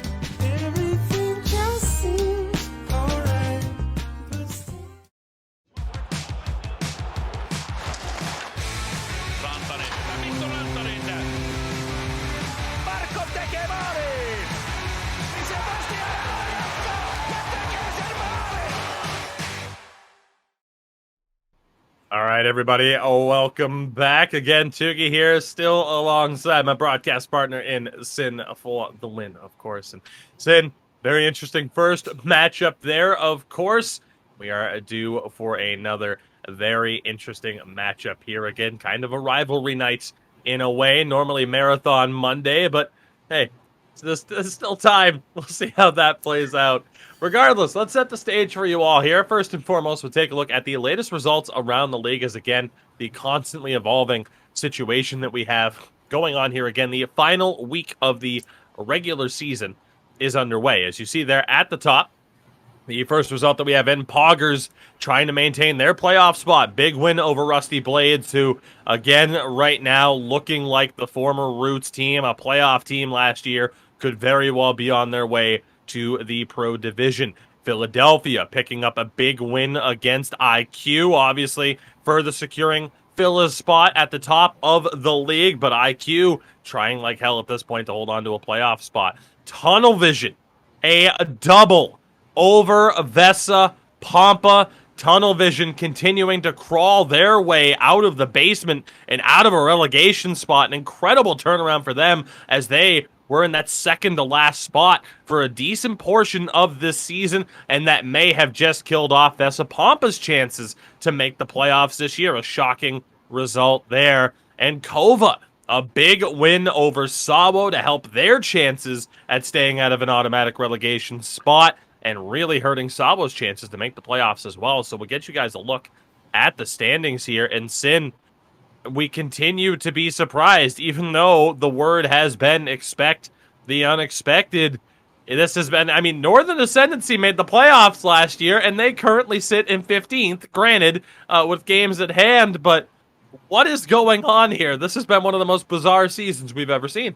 I mean, what a performance from Tunnel Vision. But yeah, spoilers all over the place. Sawo dropping that game. Tunnel Vision 2-0ing Vesapampa, who have just continued to kind of fall from grace after their strong start in this season and now actually tied with Tunnel Vision. What a performance for them. I mean, it's not completely out of the question to think they could make the playoffs. I mean, they have to win every single game, count on some other people losing, which with where Poggers is probably happen at this point. I think we're kind of seeing what the bracket may in fact look like. However, Jyväskylä a few more games in hand, but yeah, absolutely unreal performance for Tunnel Vision, getting themselves out of that relegation position, and maybe they'll be safe over the course of the last few games. And you see there again the battle of the 4 and 9, Färjestad and the Jyväskylä coming up here. Färjestad right now pretty much safe in a playoff spot. For Jyväskylä, you can see, I mean, Poggers with a game at hand. They're already 5 points up on Yip. There is no time to waste another opportunity. We need to see a big performance out of Jyväskylä today. And with that, we'll get you a look at the team stats. I still can't believe Tunnel Vision and Vesapampa tied in points. That is absolutely stunning. Sin, we get a look here at the team stats for these two clubs. And obviously, it's been a shocker all season long for Jyväskylä. The offense is struggling. The defense hasn't been great, but on the flip side, though, FBK's offense where you'd expect, but that defense maybe not quite, so there could be a bit of an opening there. Yeah, they have kind of, been a bit not as good defensively, we'll say, but obviously a very strong offensive threat, good special teams. But yeah, I mean, the rivalry on paper maybe seems like it's not as important anymore, but in this matchup, again, we mentioned it, Jyväskylä just one spot out of the playoffs, quite a few points behind. They need points right here, and what better way than to steal some off your rivals, also playing a bit of spoiler for them in regards to their seeding. With that, we'll get a look at the team lineups here in this particular matchup. For Jyväskylä, you have Yoki, Antti, and the captain Indy up top. Sile and Omari on defense. Swag between the pipes here over Sandro as well. On the flip side, for FBK, the 6 you would expect. It's Afe, the captain, Malin, and Antonio Mannin. Furian and Laminens on defense. McSavid between the pipes. Let's take a look at the player comparisons here. Antti and Malin, the centers, start us off, and Sin, again, a gulf between these two centermen in terms of the point production this season. Yeah, Malin twice as many points as Antti has, and that's just kind of the season that we've seen out of Jyväskylä here. Just, can't really get anything, can't get a whole lot going, especially in this front three. And not only that, Malin has the advantage on paper in faceoffs as well. He's laid twice as many hits. He has a few extra shots. So, I mean, right now, Antti just doesn't have a response in that regard. Move on here, of course, to the winger matchup now as well. It is Yoki and Indy, Afe and Antonio Mannin on the other side. Of course, this season hasn't been exactly what you would have expected from the Jyp duo, all things considered. And of course, on that right-hand side, as always, I mean, you talk about the two-way play of Antonio Mannin. Incredible assist total so far this season, but it's Afe taking that goal-scoring tempo to a different level, up to 40 goals now this season. One of the rare few forwards to use that sniper build, and he uses it better than just about anybody. We'll move over to the defensive battle here next as well. Sile and Ilmari against Furian and Laminens. And of course, we have another pretty drastic differential in terms of points here, Sid. That drastic to kind of say the least right here as you look at Furion and Laminens. I mean, just outstanding production. It's not too bad. Ilmari, around that point per game mark. But again, it's just the advantage on paper, just heavily in favor of FBK versus Jyväskylä. Of course, we'll get to the goaltending duel now here as well. Swag and McSavid going head-to-head. Swag, of course, involved in a tandem alongside Sandro. Sandro getting the majority of the starts to this point. Swag has been solid. I mean, again, you talk about that 80% being kind of the difference maker between the elite goaltenders and the okay to good. And all things considered, again, Swag, solid netminder. McSavid, though, of course, we look at to say hasn't exactly been what we would expect him to be this season. Of course, he led all goaltenders last season in save percentage. Yeah, I mean, started out really good. He had, that over 80% save percentage early on, but early on, FBK looked great. Then they had that kind of rough patch. And, since then, again, we kind of mentioned they're not the best defensive team. They're still relatively good. And when you have McSaven in it, anything's possible. But yeah, 0 shutouts for him over the course of the season, which, again, a bit surprising. And you got Swag in net on the other side, who has looked pretty good despite being kind of the 1B in their goaltender situation. Saving without a single shutout on the season as well. Certainly a surprising number. With that, of course, our 3 keys to success, as we always have. We'll start off with Jyväskylä. Sin, what stands out for you here for this squad here tonight?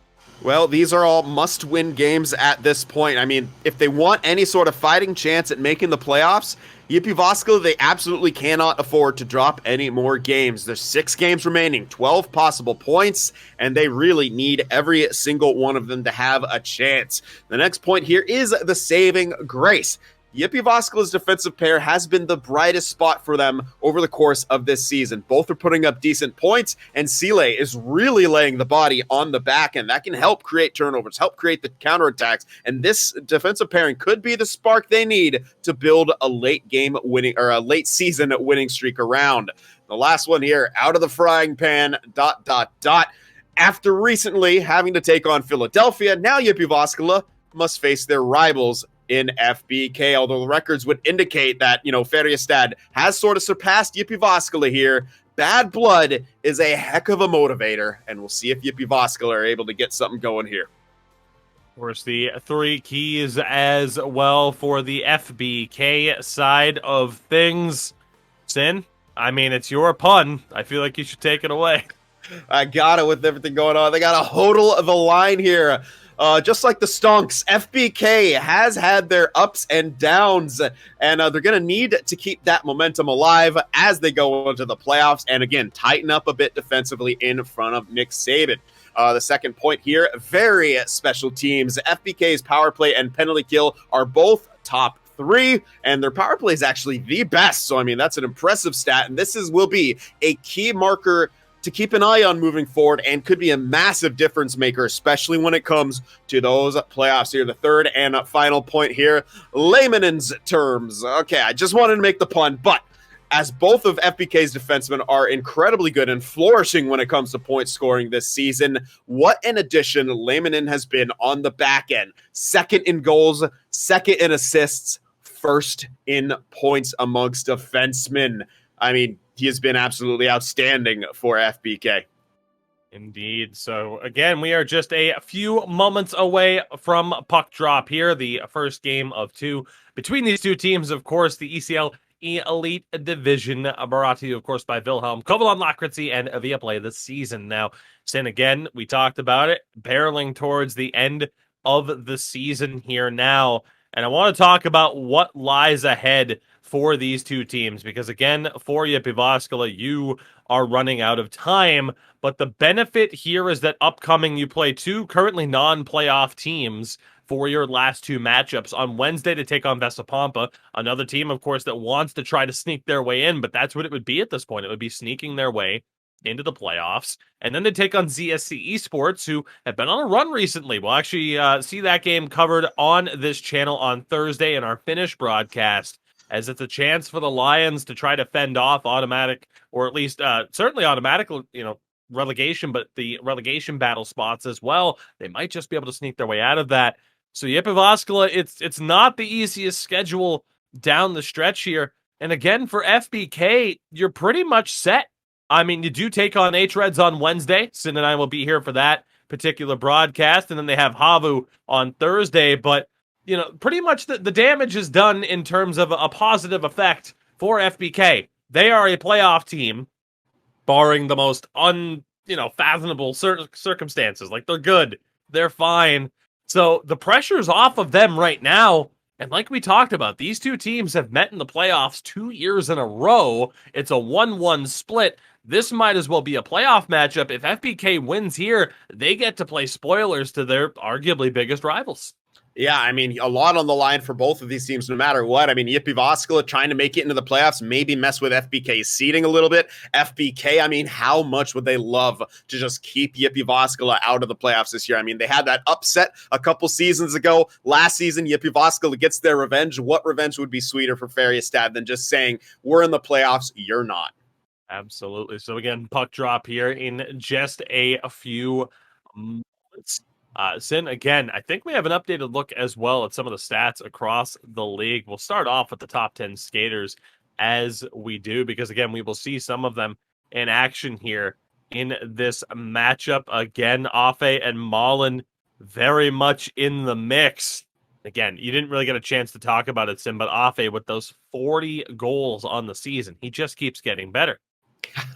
I mean, who would have thought a sniper build would help you get a lot of goals? But I mean, play what you're comfortable with no matter what. And Afe is just a menace out there goal scoring wise. I mean, no one's really close to him when you think about it. I mean, Benito even has played 2 extra games, still 7 goals behind him. I mean, Afe it's such a prolific goal scorer, a threat from anywhere, and just seems to keep finding himself in scoring positions, finding himself on breakaways. And who needs to get assists when you're just putting the puck in the net that consistently?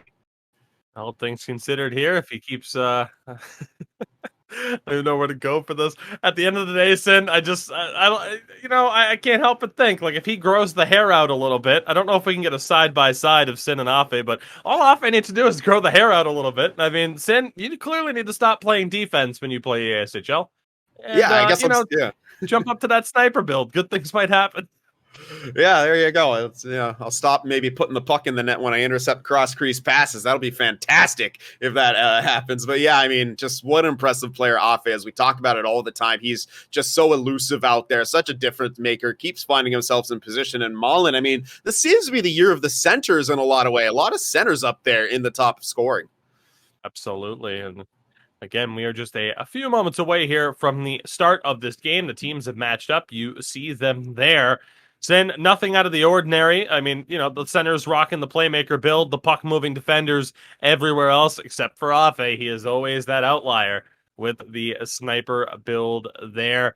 Again, we've built up this matchup about as best we can, but with these two teams, it always seems to be that much more unpredictable compared to everything else that we've had going on this season. Yeah. So, intrigued to see how this one plays out. Yeah, and with the defense that has struggled this season in Jyväskylä, you got to know FBK is going to want to expose that. There's a better word that I obviously can't think of right now because words are hard. And but yeah, I mean, if Antonio, Afe, Malin are able to exploit the kind of rough defense that Jyväskylä has been faced with this season, it could get ugly because we know how good Färjestad is on the offensive side of things. We know how scary they are when they're able to do those slap passes and get someone free, and we know how scary Afe is with the puck in scoring position. So this could get out of hand, but then, of course, we could just see the complete opposite, and Jyväskylä shut things down, frustrate Färjestad as they did last season in the playoffs.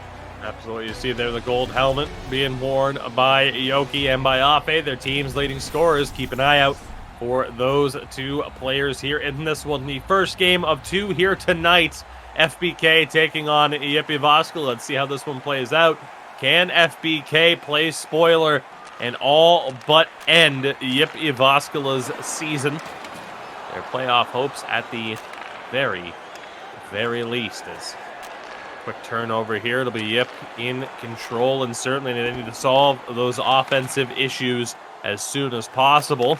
It's Furion at the point, over to Lehman, and it's back again, and they score!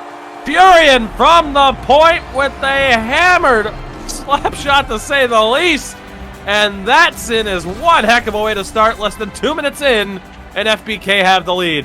Yep, the league's leader for assists amongst defensemen gets his 4th of the season off of a howitzer from the back end, picking that far side corner. I mean, Swag didn't play that poorly at all. He didn't overcommit. He just simply got beat by that shot. And Färjestad getting off to an early lead here, less than 2 minutes into this game. Jyväskylä now, the pressure's on them to respond, but the more they get aggressive, the more they try to play into Färjestad, the scarier that counterattack from Färjestad is going to get as they do ice the puck here. So we'll see an offensive zone face-off for Jyväskylä. Antti going to want to win this so they can establish an attack, maybe get a quick response. Worst case scenario for Jyp, but we'll see how they respond. Turnover, backhand on, and stopped by McSavid. A good chance there for Jyp again. One of those players you look at. I mean, it's obviously interesting, Sin, to sit there and look at teams, but you talk about individual players as well. Don't know if anyone's had a more frustrating season, perhaps, than Jyp has to this stage, as Jyp offside here in the early stages of this one. And Ilmari is feeling some type of way about that pass animation, of course, as all defensemen again trying to kind of hold the zone there, but kind of puts it to the forehand to pass it away, forcing that offsides. That was a great blue line walk he was going for, but just unfortunate result. A chance here in the attacking zone. It's Antonio Mannin going back to the point with Furion. Antonio again. Good movement. Tried to go back down to Mullen down low. Pass off the mark. Let's see what Jyp can do going down the other way. Let's see, like, great movement and a better kick stop there by McSavid. Much better from Jyp there. Very quick on the attack. Here's Afe. Good hold-up move there. Chance for Furion. Deflection and a stop by Swag with the glove. Dangerous chances on both sides of the ice. Yeah, I'm not too sure if that was Afe or Antonio getting the stick on there, but I have been making a point to see more of the traits people are using, and Afe is even using the deflection master trait, so looking for goal scoring in any way he can. He is indeed parking in front right now. Antonio on the short side, puck still loose, bouncing around just wide. Blocker side of Swag. Jyp trying to get things going down the other way. Jyp nowhere to go. Excellent defense from Laminens, but a turnover here. Nowhere to go as he got it in the middle of the ice. FPK back in control. There's the quick out. They're going to have Afe. Not quite sent into the net. Chance for Furion. Back to Afe and blocked. What a great look from Furion. He has had a tremendous start to this game. Let's see what FPK can do. Another dump and chase. Afe trying to get there. Pressuring Ilmari. Smaller player build, but he can still drop the opposition with the body. Here's Indy now. Looking. Huge hit there from Mullen. Takes him out. The FBK trying to go back down the other way. Here's the chance. The shot does not go. Second chance on the sweep attempt from Furion again. Just not able to find the back of the net, but Sin, he's been everywhere, and a chance here perhaps poked away. Jyp gonna have some space to work with the defense. Catching up, he goes with a slap shot to the far corner and narrowly missed. Here's Afe down the other way. Back to the point. Furion tried to throw one on again. Loving this from him. Mullen has it. Tries to go to Antonio in front. Too much traffic. Tremendous pace to this game here. Yeah, really picking up here, but massive respect to Jyp pulling that slapper out of the bag. Knew he wouldn't have the angle to beat someone. Didn't want to take a chance with a deke. Elected to slap it, but hilariously, it almost led to a chance the other way as Afe got to that puck. And there's Afe again, just not able to hold on to it. Antonio sends this one around. Afe gives chase. Furion there as well. Stretch pass up to Jyp. Knocked loose by Laminens, but still fought on for. Antti not able to get that pass off. Antonio able to help, and a big dive there. And a power play coming up for FBK. Yeah, so Celia elects not to take the body, uses the stick, and gets nabbed for the trip right there. Big penalty kill for Jyväskylä. They get the initial clear. That's absolutely huge to kind of, not allow Färjestad to set up with their best power play, almost 40% on the season. Furion will find that pass to Antonio, gets it back at the point. D to D with Laminens. Looking down low from Mullen, rifled one on goal. You got to recover. Great movement, better stop by FaZe. I mean, absolutely huge save there by Swag on the doorstep off the one-timer, stretching out, getting the glove save in the splits, and you're seeing why Färjestad's so dangerous. Quick passing, quick shot from a dangerous area. Here's Laminens off the draw. That feed off the mark, recovers his own pass. It's now from Mullen, poked away. 35 to go on this man advantage. Slowing down that clock. Mullen down low. Waits it out, and that one's going to go all the way down. So much for the rest of that power play. We're going to be back to 5-on-5 here. The clock will quickly wind down. One more chance here for FBK. Antonio not able to hold on to it.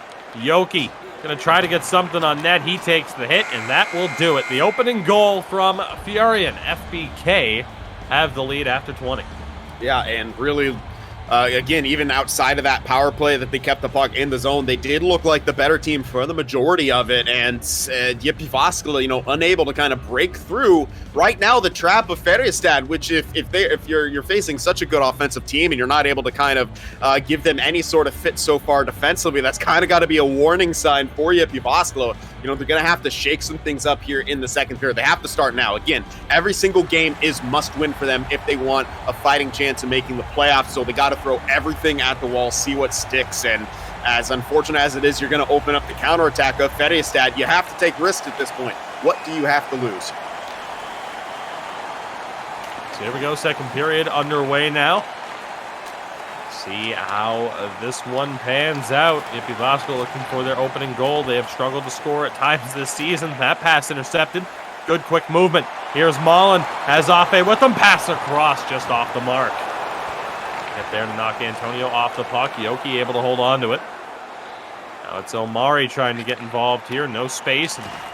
Good look on that pass. Better defense from Afe. Sniper build, but a solid two-way game, of course. There's Mullen at the point. Down low for Antonio. That one. Faye's got a piece of it. And a trip going to be coming up here. Afe going to the box as Indy was taken down. So a good chance here. We have Swag to the bench. 6-on-5 for the moment. They're having trouble getting set up here a little bit. Good chance now as Sile circles around. Shot on by Omari. The stop from McSavid, but now a chance for the Jyväskylä power play to go to work. They've struggled so far this season, just 15%, which is the fourth worst. But, you know, this is a chance for them, again, to start turning things around. But a great job off of the face-off, and the second best penalty kill at 88% for Färjestad gets the early clear. Let's see how they do here, though. Still plenty of time to work with. Jyp able to find Indy. Good movement here. Sile's shot was picked off before it hit the goal. See if they can find the clearance here. Furian, great job to dump that one out. Chance here. Short-handed Mullen trying to make something happen. Holding it down low in the corner. Has Antonio Mannin with him. Great job just posting up in the opposition zone. What an effort from Antonio Mannin on the PK. And we are back to 5-on-5. A rush chance here. Omari able to find Sile back over. Again, broken up before that shot could find its intended target. Here's Omari, tried to find Jyp. Not able to pull the trigger. Jyp stepping in. Bouncing puck. Jyp struggling to get these pucks on net right now. Just not able to complete the final passes. Here's Afe all alone. Flying poke check by Swag. Takes it away. Well, that speed can be a positive, but certainly can limit your options, and Swag recognized that. Keeps this a one-goal game as this one's dumped into the far corner. Held there by Antti, but only for the moment. Good quick movement again here from FBK to gain the zone. Antonio throws one on. Rebound there. Thrown on and a stop by Swag. A good look from Mullen. Yeah, I mean, unfortunate maybe perhaps to not get his stick on the initial rebound, but good job from the defensive, kind of boxing him out as best they can by Jyväskylä. So, you know, played with fire a little bit right there on the counterattack, but, you know, they are able to come out unscathed. Especially Lamanen's in front on that one. There's the shot from Mullen. And that's the one thing you gotta love about this FBK lineup. A lot of these top teams in general getting the defense involved, not afraid to step up, and of course having the defensive ability to cover for them. Here's Antonio, a former defender, turned forward over the past 2 seasons, and again, what a fantastic change that's been to the FBK lineup. But here's Jyp in the attacking zone only for the moment. Afe, can he generate the speed? Omari with them, short side, stopped by Swag. I mean, Swag is, at one time, I mean, it's certainly still, the ability is there. Has had top-notch numbers in the past. Good poke check by Jyp, and I think you're seeing that return to form from Swag here with some big stops, but an offside call with 4.5 to play here in the second. Yeah, and the counterattack from Färjestad, as scary as it's ever been. I mean, time and time again, Afe is getting a tiny bit of space, and the bad thing for Jyväskylä is they don't really have any offense to show for, you know, the kind of the odd mans that are facing them. It's kind of bizarre right now, but that's just what Färjestad does. McSavid able to find that one. Antti almost fanning on the shot. 3.5 to play, and still the 1-0 lead again off of the opening goal 2 minutes in from Furion there. FBK struck incredibly early. Furion has it here once more again.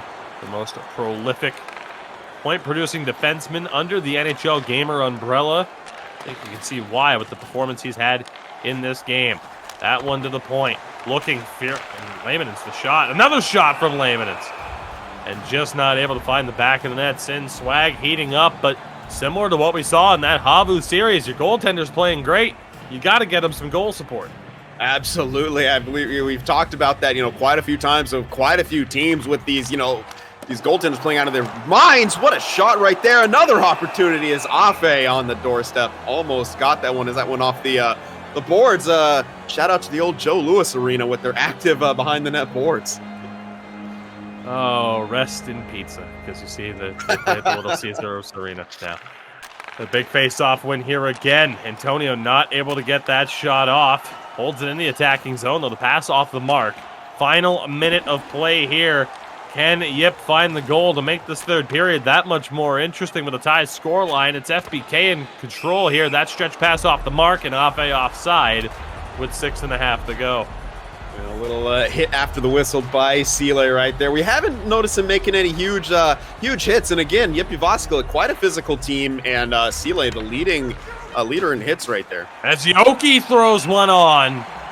Remember, that stop by McSave. It again, that offside sent the puck all the way back down to the FBK zone. That was a huge save there with Yoki in an incredibly dangerous area. One more chance here, perhaps on the draw. FBK win it. And as a result, they take that 1-0 lead into the third. And that was confidence from Mullen right there. He won that straight up on the backhand, and you got to think Antti was going for the same thing as he's, that left-handed shot in that aggressive face-off situation where you can get the quick pass from Sile to Yoki for the one-timer, and Mullen didn't elect to tie up, or he just went straight for the win, and mad respect right there. And Jyväskylä unable to get that late chance, and again, stifled offensively. We're going to get another look at that only goal. I was going to say the first goal, but the only goal so far from Färjestad. Just an absolute howitzer from the point here. Third period, Jyväskylä have to find a goal. So here we go. Let's see how this one pans out now at this stage. I mean, again, mentioned that at the start of the second period, and ultimately nothing changed on that scoreline, which is great news for FBK. This is an all or nothing situation at this stage for Jyväskylä. I mean, anything less than 3 points today, it's going to be rough. They really need all 4 points if their playoff dreams are going to stay alive, as Afe was able to intercept that one. Furion able to go down low to Mullen. Lehmanen's shot. Stop, rebound, scores! Antonio Mann parked in front. FBK find the insurance goal. And Jyväskylä's playoff hopes are dangling by a thread. And that thread is getting ever so thin as the knife of Färjestad comes ever closer to severing it. Antonio Mannen on the doorstep. You said a great job by FBK. Pucks and bodies to the net. Antonio, the recipient of a fortuitous bounce, but good positioning from him. He backhands that one in, and Färjestad has doubled their lead here early in the third period. One of the biggest shocks of the season, Jyväskylä on the outside looking in terms of the playoff structure for the majority of the season. And right now, it is getting that much closer to being all but confirmed that a playoff favorite. Nearly unthinkable that they would fall short like this. Great chance and they score! Don't write the book on him just yet. Antti able to find the back of the net, his 11th of the year. And Sin, just like that, we're back to a 1-goal differential. What a play right there. Great pass, a little bit of doodle with the stick work, and Antti finds a gap on that blocker side and lead cut in half once again. Nice dump. As Antti is there. Unfortunate bounce, but he's able to recover. Chance here for Yoki. Tries the short side. Loose puck. Still there. And they get the shot off. They can. It's FBK able to walk away with it. Here's Antonio. Right now, as it stands, as the GWG, if the scoreline were to hold. Antti able to dump that one in. Omari pinching up here. And again, that's a mistake that just can't happen. Somebody has to get to the boards in that situation. Yeah, you have to have as many options as possible when you're trying to work it from, those corner boards and the half boards right there. But, it's hard to sort of fault him when you realize, Antti, not exactly a defenseman, and they're trying so hard to get themselves into position. You come off the boards just a little too early, but that's what can result from it. Antonio has it here. Now Mullen along the half wall looking at his options. Loose puck. Fury unable to recover. Circles back towards the point. Mullen looking. Chance for Rafe. Walked all the way across the goal mouth. Just not able to find the back of the net. We are halfway through the third period again. Jyväskylä down by 2, but only for the moment. It's now a 1-goal game. Shot by Omari and a big blocker stop by McSavid. Jyp need these 2 points desperately. It doesn't matter. You have to go to overtime to get them. That doesn't really affect FBK. It's not FBK you're trying to jump. You need these 2 points. That pass is off the mark. An icing call here with 7:46 to go. Very close, though. Yeah, and Afe trying to get the puck chop maybe just before the whistle goes off. You love the effort from him, but yeah, back in their own end. Again, huge opportunity for Antti to win a face-off and give his team a chance here. Tie up off the draw. Indy not able to recover. Turned over here, though. Jyp for Indy. Short side. Second chance for Jyp. Just wide on the glove side. Great movement there. They win it back. Indy has it, able to find Omari. Back to Indy. Jyp doesn't pull the trigger. Second chance there for Indy on the short side. Doesn't go. Great pressure from Jyväskylä, but unable to find the back of the net here. Mullen able to hold on to it. He'll bring it in, only to lose it seconds later. Again, couple of quick turnovers here. It's Färjestad in control. This one is going to go down for icing, and you saw Mullen there. Didn't even bother trying to chase it down. He knew. Yeah. He saves up some stamina. Yeah, they're going to need that stamina here as well as we saw Jyväskylä play the last time they held that puck in the zone. Can they get another possession right there, give themselves a fighting chance to tie this up? Good movement here at the point. Seeley has it. Looking at his options down the boards to Indy. Indy. Down low in the corner here around the back to Jyp. Now it's Antti. Tried to go back. Nobody there. Elmari able to keep that one in. Tries to throw it on. Stopped by McSavid. That one made its way through the traffic. Turnover here. Antti shot blocked down.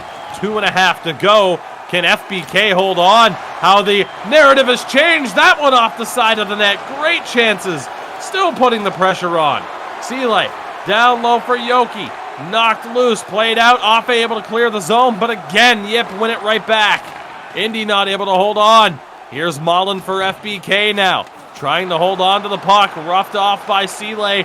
Final 50 seconds here for Jyväskylä. Jyp gains the line but turns it over. Here goes Afe. Can Omari catch him?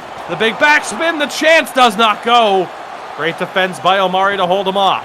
40 seconds to play now here. Jyväskylä need this goal. Turned over once more. Afe at least gets it out of the zone. Still Swag in the goal. They're not risking it with the extra attacker. Lehmanens. Actually, Mullen able to hold on to it. Gotta love those color codes. This one sent all the way down. With 16 seconds to go, there's the icing. And Sin, you'd have to imagine a timeout and an extra attacker on. Yeah, I mean, it's got to go. I'm assuming there they click it. You need it. I think they're going to talk that one over, though. They know how important possession is, how scary Afe is. But again, yeah, you have nothing to lose. They're going to pull that goalie. We'll see what they want to do off this face-off here. No bigger one than Antti. He has a big goal in this one to get them closer. He needs to get this face-off win. Look at that. What a tremendous pass and work by his stick, just pulling it to that forehand and able to beat McSavid there as we're back in 16.3. 16.3 to perhaps save your season for Jyväskylä. The extra attacker not out. It is 5-on-5 off the draw. Puck recovered by FBK as they find the pass over. Here we go. Swag is in. What's happening? They score. FBK seal the deal. A catastrophe for Jyväskylä. And Sin, I cannot even begin to fathom what just happened there. I think he got when they they were hoping maybe they could keep it at the line. He was in the pulled goalie animation, so perhaps they didn't click it in time to allow him to stay in the crease and get his normal goaltender animations. That's the only thing I can maybe think of that happened right there. Nonetheless, Jyväskylä, I don't know why they didn't have him pulled off the draw. I mean, we saw him click it. Did it perhaps not go through? Maybe they unclicked it off screen. I don't know, but unfortunate for Jyväskylä. So close yet so far, and that was really, we may have just witnessed their playoff hopes and aspirations going down the drain. Like you mentioned, it looked like they were going to have him as the extra attacker. He wasn't out there. I mean, you have to question, did they hit the button and he wasn't out there like he was supposed to be? Did they elect to put him back in goal and then they tried to pull him a bit later and then he scrambled to get back in the goal? Because it looked like he was, using the A or the X press there to run around as a netminder.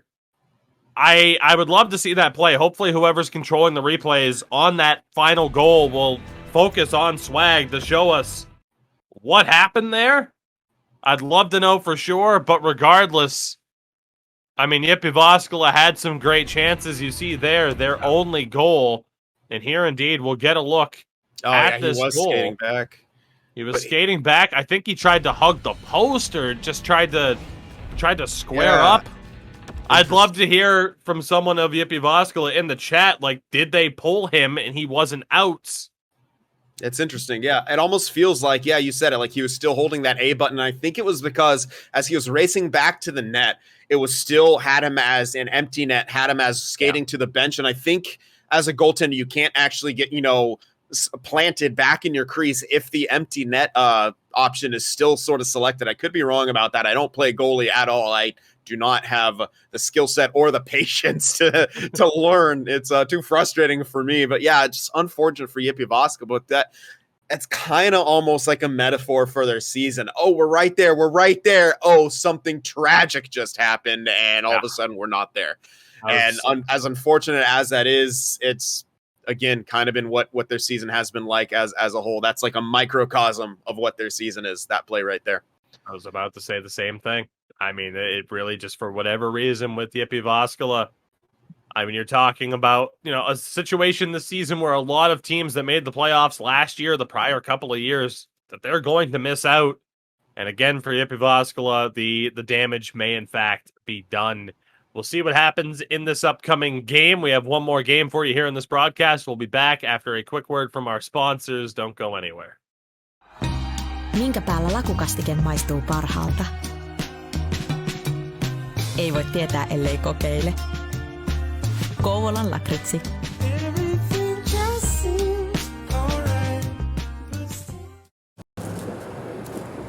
Wilhelm vie nakkikioskille kotikatsomossa.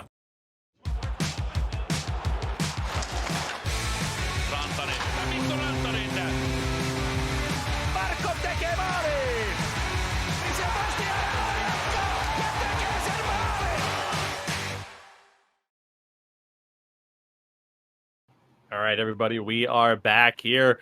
I mean, Sin, the word from us is that it looks as though they elected to not pull Swag on that face-off, and then were going to pull him as the play went on, and he just got caught out. That looks like the word from the team. So, as you mentioned, I think the best way to maybe explain it at this stage, Sin, is when you've had struggles like this all season long, and you get down to these high-pressure situations, I don't know if it's just been a matter of them kind of overthinking it because things haven't gelled as well as we all expected them here too. And, we talk about, it's been mentioned a lot, especially a team like YMCA Esports and how much they'll meme about the whole preseason rankings. But, we factored in a lot of different opinions when it comes to those preseason rankings. And I don't think there was a single person that expected Jyväskylä to be on the outside looking in, because especially too, you talk about the changes on defense, a last-minute change as well, getting Sile in, but the addition of Yoki up top and what we thought that would bring, and it just hasn't meshed this season for them.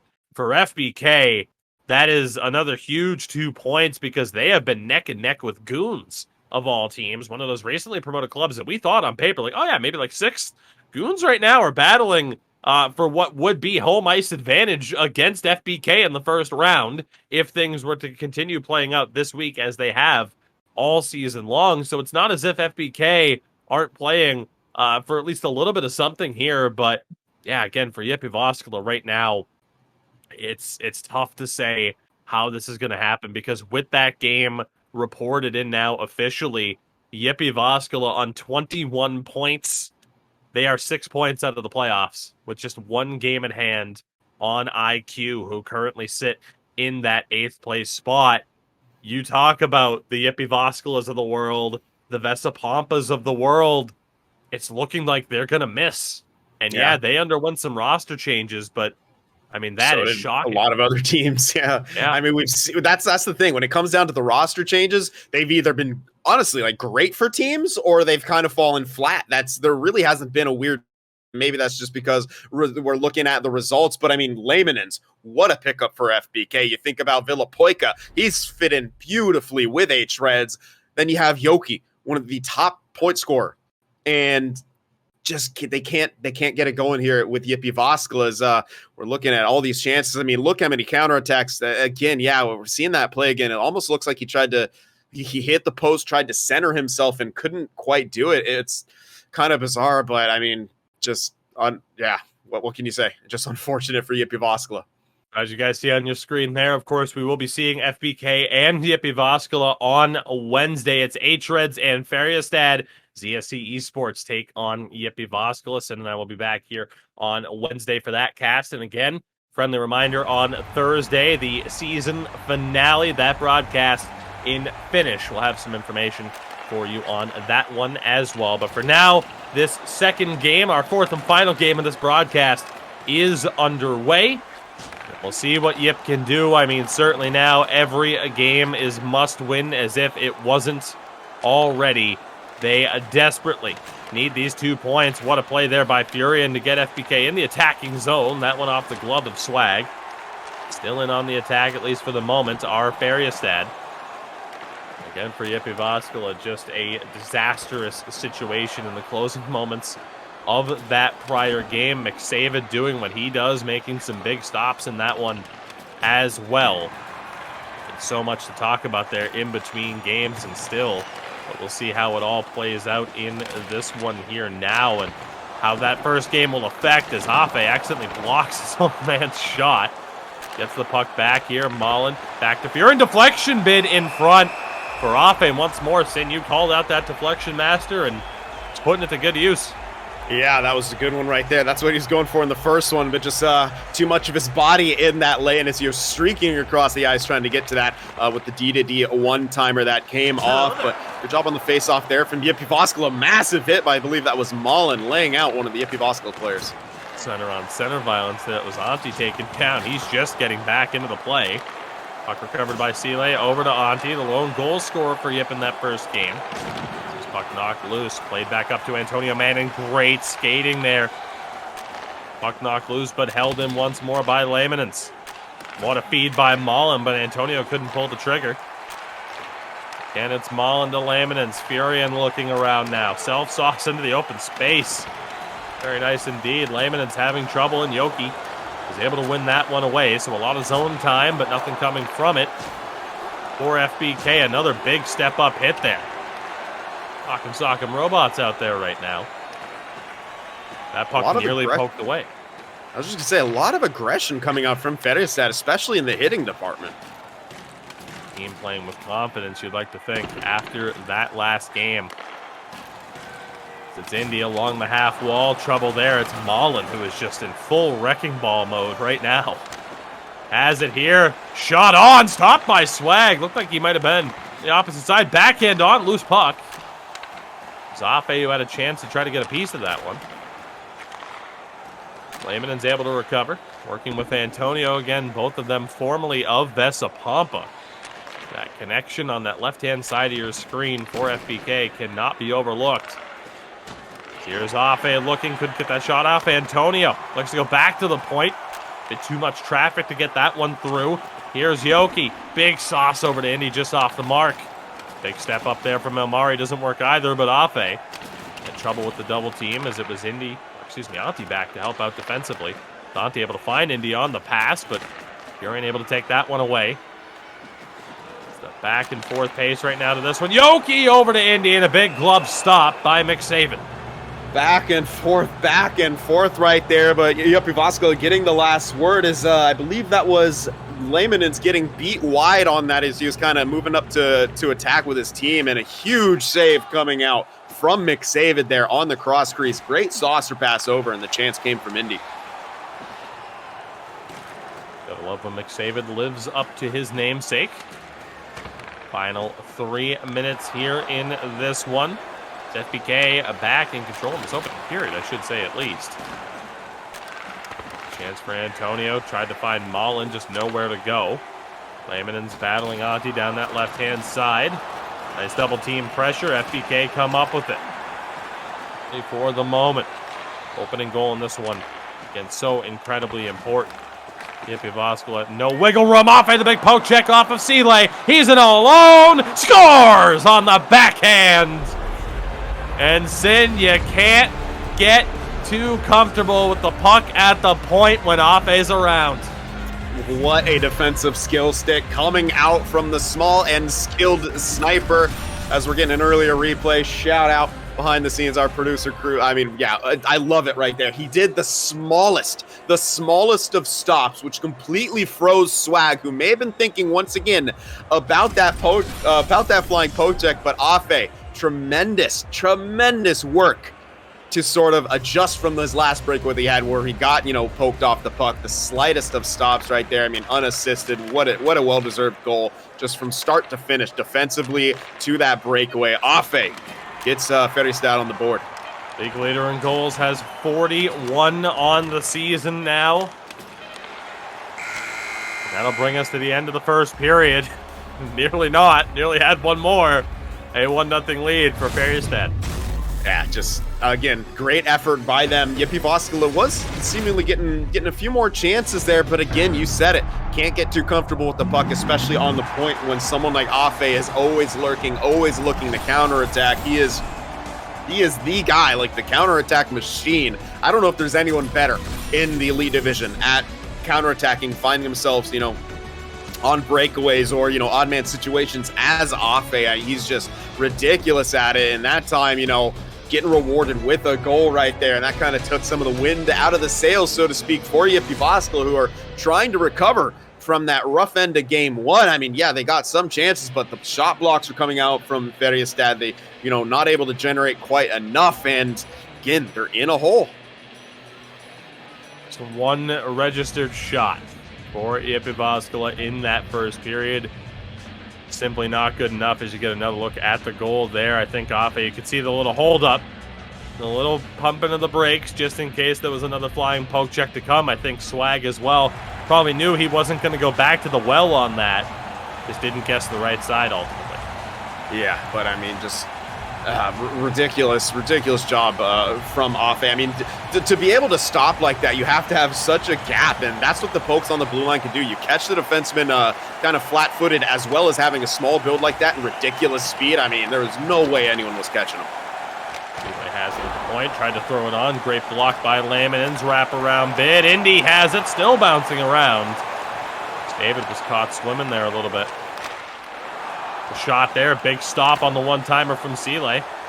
Was able to recover it at the point. Indy to Antti, poked away at the last moment. Indy still has it down low in the corner. Fighting for it here, great poke check by Omari. Just a mad scramble for possession. FBK have it, at least momentarily. Furion turns it over. A similar play, 2-on-1 developing. Jyp toe drag, scores! It's knocked in by Antonio, but it's a goal nonetheless. Too many mistakes from FBK. Sin, we're tied at 1. Yeah, and what a play by Jyp right there. The toe drag around the poke, looking like he might have been trying to get the shot away, gets bumped, and the puck kind of careens in off of another defender. Not a whole lot McSaven could do. We have a tie game here early on in the second period. Big play there at the blue line in their defensive zone, defense to offense. And Jyp are on the scoreboard here. They struggled to do, of course, in that prior game, at least consistently. Antti the lone goal. They have 2 goals so far here tonight. This one is tied at 1 apiece. Good chance there, knocked loose off a dangerous pass. There's Ilmari trying to hold it in at the line. A little bit of trouble. Be Furion to take that one away. Slow and steady here on this breakout for Färjestad. Willing to take their time down that left-hand side. Furion for Antonio, the goal scorer for FBK. On the off wing. Mullen. He recovered by Afe, only for the moment. Jyp able to knock him off the puck. Someone's going to go all the way down. Bit of a foot race. Furion's able to win that one. Held in the attacking zone again, only for the moment. These incredibly quick changes of possession. Just really never know, Sim, where the puck's going to bounce. No, and that's kind of been the case. I mean, a lot of back and forth action between these two teams. Good defense all around, but yeah, I mean, really kind of opening up the game at times, just making for some really exciting hockey. Laymanens has it here now. Good sauce pass off the board. Space for Mullen off the spin. Nobody in front. Antonio back to Furion at the point. He'll pinch in. Antonio again, look for the rapid. Chance, backhand, scores! Opportunistic as ever. It's Afe with his 2nd goal of the game, and Färjestad reclaim the lead. I mean, Afe just, again, a menace around the net, a menace in scoring areas. What a play down low. It was Antonio getting the initial shot off of the pass from Mullen, and then Afe, you know, from that good position, swoops in on that loose puck, pulls it to the backhand, and is able to extend that shot around Swag, and they take that lead right back. Färjestad has an answer for everything that Jyväskylä wants to throw at them. Afe on the brace, 2 goals in this one for the league's leading scorer. Here's Antonio, a toe drag of his own. Maintains possession. Chance for Mullen on the short side. A big stop by Swag. I think he got a piece of it. Antonio still fighting for a chance for Afe on the doorstep. Loose puck in the crease is recovered by Sile. Called him opportunistic. Afe nearly had that hat-trick goal handed right to him. 5 minutes to go now here in the second period. There's the quick out. Afe has it. Doesn't have a direct line to the goal, though. Furion pinching in. This one, loose along the half wall. Mullen trying to shrug. Jyp off the puck. Big stretch past Indy. He's alone. Flying poke check. Rebounds there, but Antti couldn't put it on. Second chance stopped. Another chance here. Indy can't get that shot off as well. Incredible looks for Jyväskylä, but no goal to show for it. There's the quick out again. Afe cutting in. Poked away by Ilmari at the last moment. Incredible pace here late in the second period. Chances on both sides of the ice. Ilmari to Antti. Stopped by McSavid. And he'll cover with 1:26 to play. The saves coming out from McSavid right there, absolutely massive. The flying poke check, and then on the ensuing chaos, got over to defend the cross crease, and it was a shot by Ilmari down low, but Jyväskylä may not be done yet. One-timer and a big stop by McSavid again, denying Ilmari. Another goal this season. I mean, Zinn, 5th in goal scored by defensemen this season. You always got to keep an eye on him. The big stop by McSavid. Off the draw here, 54 seconds to play. Set play, and the rebound for Jyp. Off the Sile shot, just couldn't get there. Sile still has it in front for Antti. Couldn't sweep it in on the backhand. And again, trying to recover the puck here. Mullen able to lead them out. Over to Antonio Mannin. Held in by Laymanens. One-timer. Furion doesn't find its way to the net. A 2-1 lead for FBK heading into the final period of regulation. What an exciting period that was. I mean, now tied in shots, 6 apiece. Jyväskylä definitely trying to open it up a bit more, and we saw kind of in the play, especially at the end there, they were getting some good looks. That sort of breakaway play that Indy had, it was a tremendous flying poke check from McSavid, and Antti on the doorstep afterwards just couldn't get the shot away. Too many bodies, on the ice right there, including that of McSavid, but it was the second, third, fourth opportunity on that play that really gave Färjestad fits, but McSavid had the answer. Then they had, the slap pass down the other way, and Ilmari got all the way back to make the poke on Afe. I mean, just we're really seeing the skill set on display for both of these teams. Right now, Jyväskylä in possession of this one, trying to lead things down the other way. Let's go, drag. Unsuccessful. Färjestad able to find that pass to Mullen, who will cut back. Again, for Jyväskylä, if you surrender all 4 points in this one, that is the death knell at that stage. It becomes more of a fight. I'd say, really, to stay in the division guarantee. You know, more of a, I guess, consolidation fight at that stage to avoid the relegation spots over making the playoffs. Never would have thought again that we would see the day, honestly, especially with the changes they made to the lineup. You still see the talent level there. Sometimes you can have an incredible amount of talent and it just doesn't click the way you'd think that it would. What a pass there, but picked off at the last moment. It was a good look for Sila. Here's Afe. Can he get the hat trick? Oh, he's tripped up at the last moment. The empty net off the fake. Swag 2 for 2 on the flying poke checks to deny Afe. Sin over and over. They're finding him in space with those quick outs.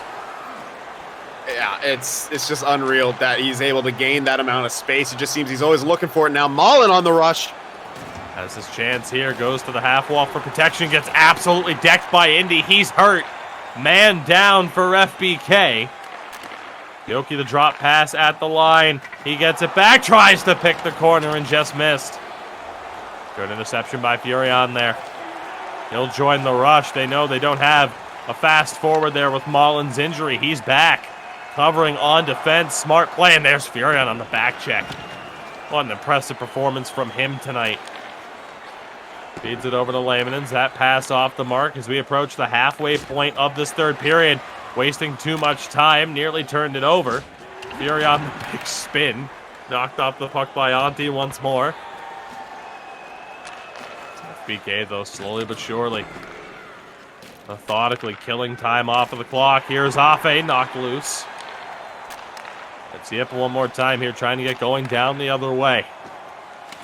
Jyp along the half wall, looking. That one on net. Trying to knock through the intended means as Antti for Jyp. Spins. Antti, the 1T, just does not go. Great look. Antti again. Indy scores! What a feed from the centerman. Finds the captain open on that right-hand side. It's Indy's 11th of the year, and Sin, we're tied at 2. What a well-deserved goal coming out from Jyväskylä right there. Tremendous job in the zone from them. That wasn't even the one-timer that it could have been, and it still beat McSaven. Yeah, they had one earlier that I'm so very surprised didn't go, but they get rewarded there. Tie game. Still in it. They're still in it, hanging on by that thread. Uh-oh.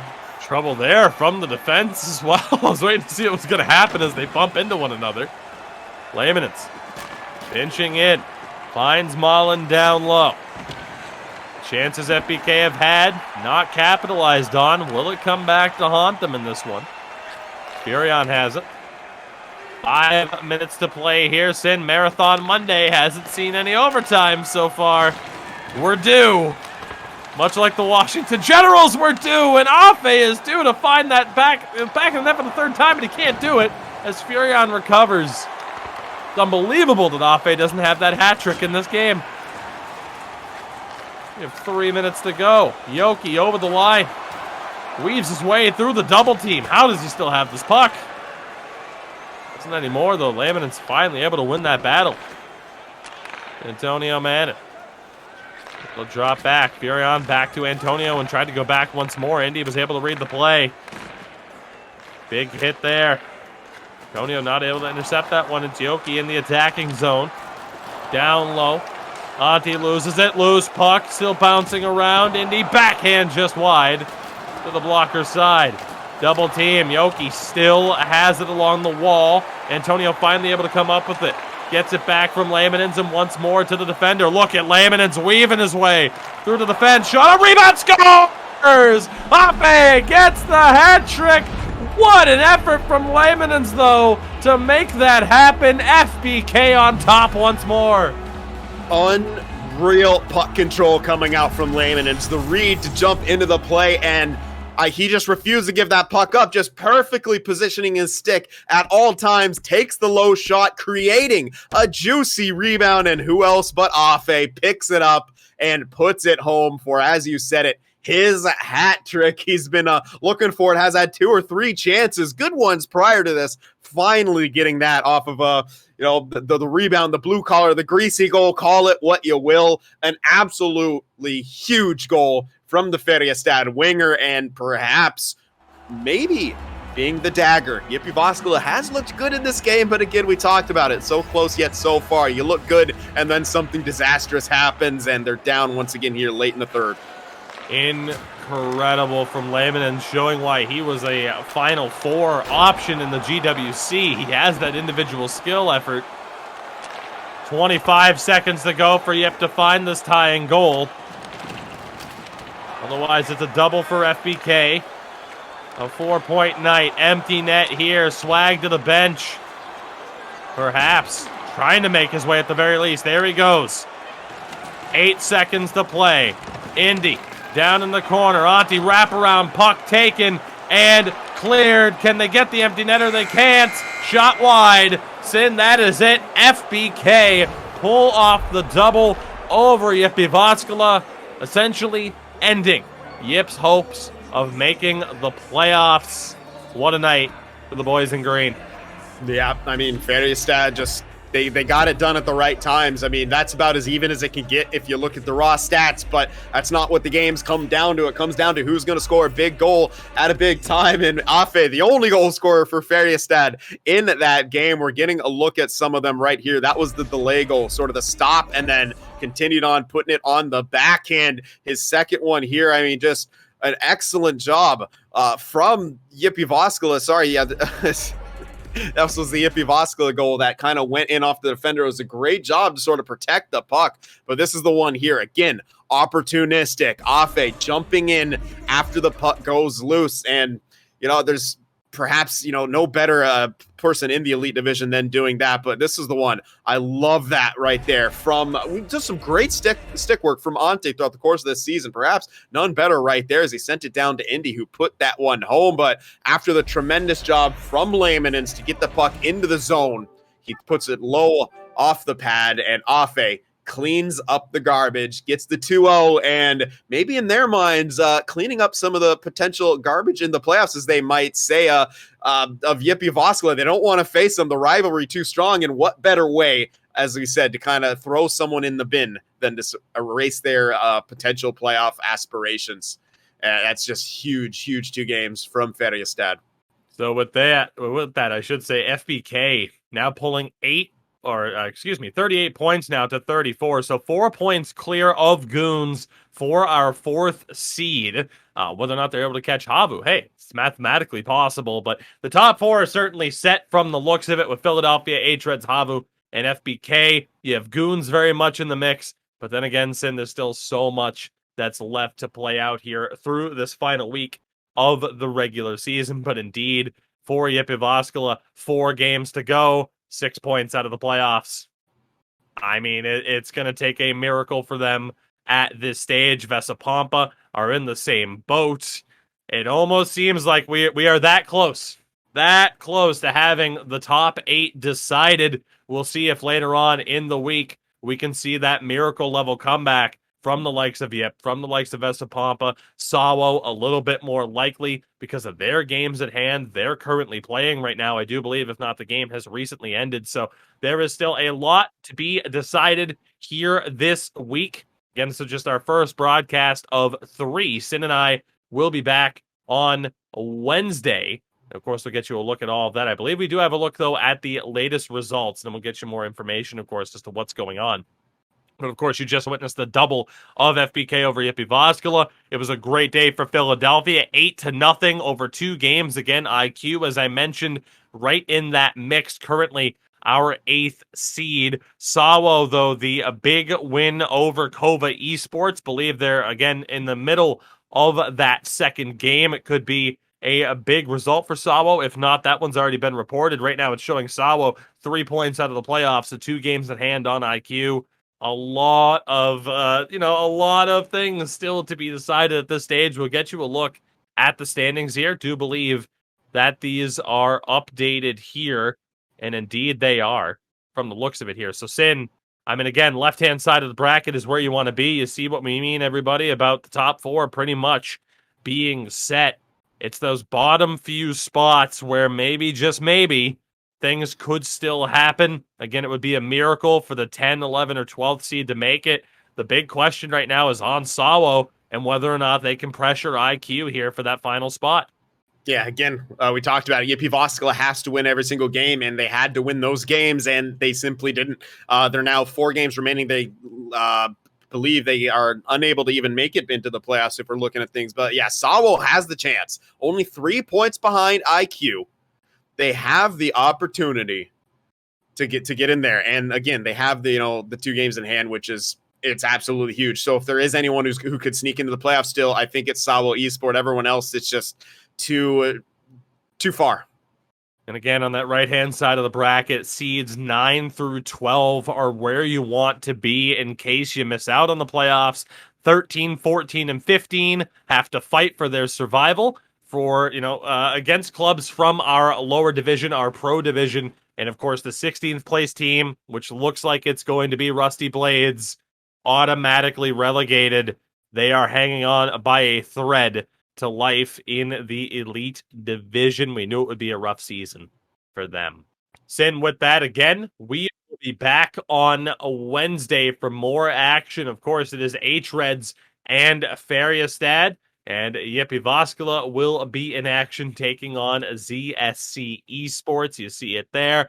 And of course, Thursday is the regular season finale. That broadcast will be in Finnish, so keep an eye out for that as well. Of course, NHLgamer.com for all the information that you need, not just in the elite division. Of course, the pro division playoffs, as mentioned, are underway. First round matchups began recently. Very intrigued to see who might be joining us in the elite division for season 13. But Sim, with that, I do believe we are out of here. Thank you, everybody, very much for, of course, sticking with us here. You've been watching ECL Elite Division action, brought to you by our friends at Wilhelm, of course, Kovalan Lakritsi, and Via Play. You can catch Sin on Twitter at SinFTWProd, on YouTube at Sin for the Win Productions, myself everywhere at Tuki24. We'll see you all on Wednesday. Have a good night.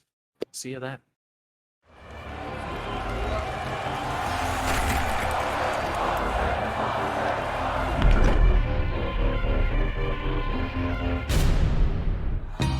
Minkä päällä lakukastike maistuu parhaalta?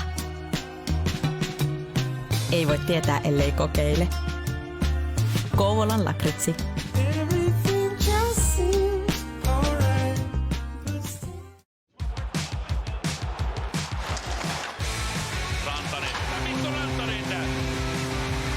Markov tekee maalin!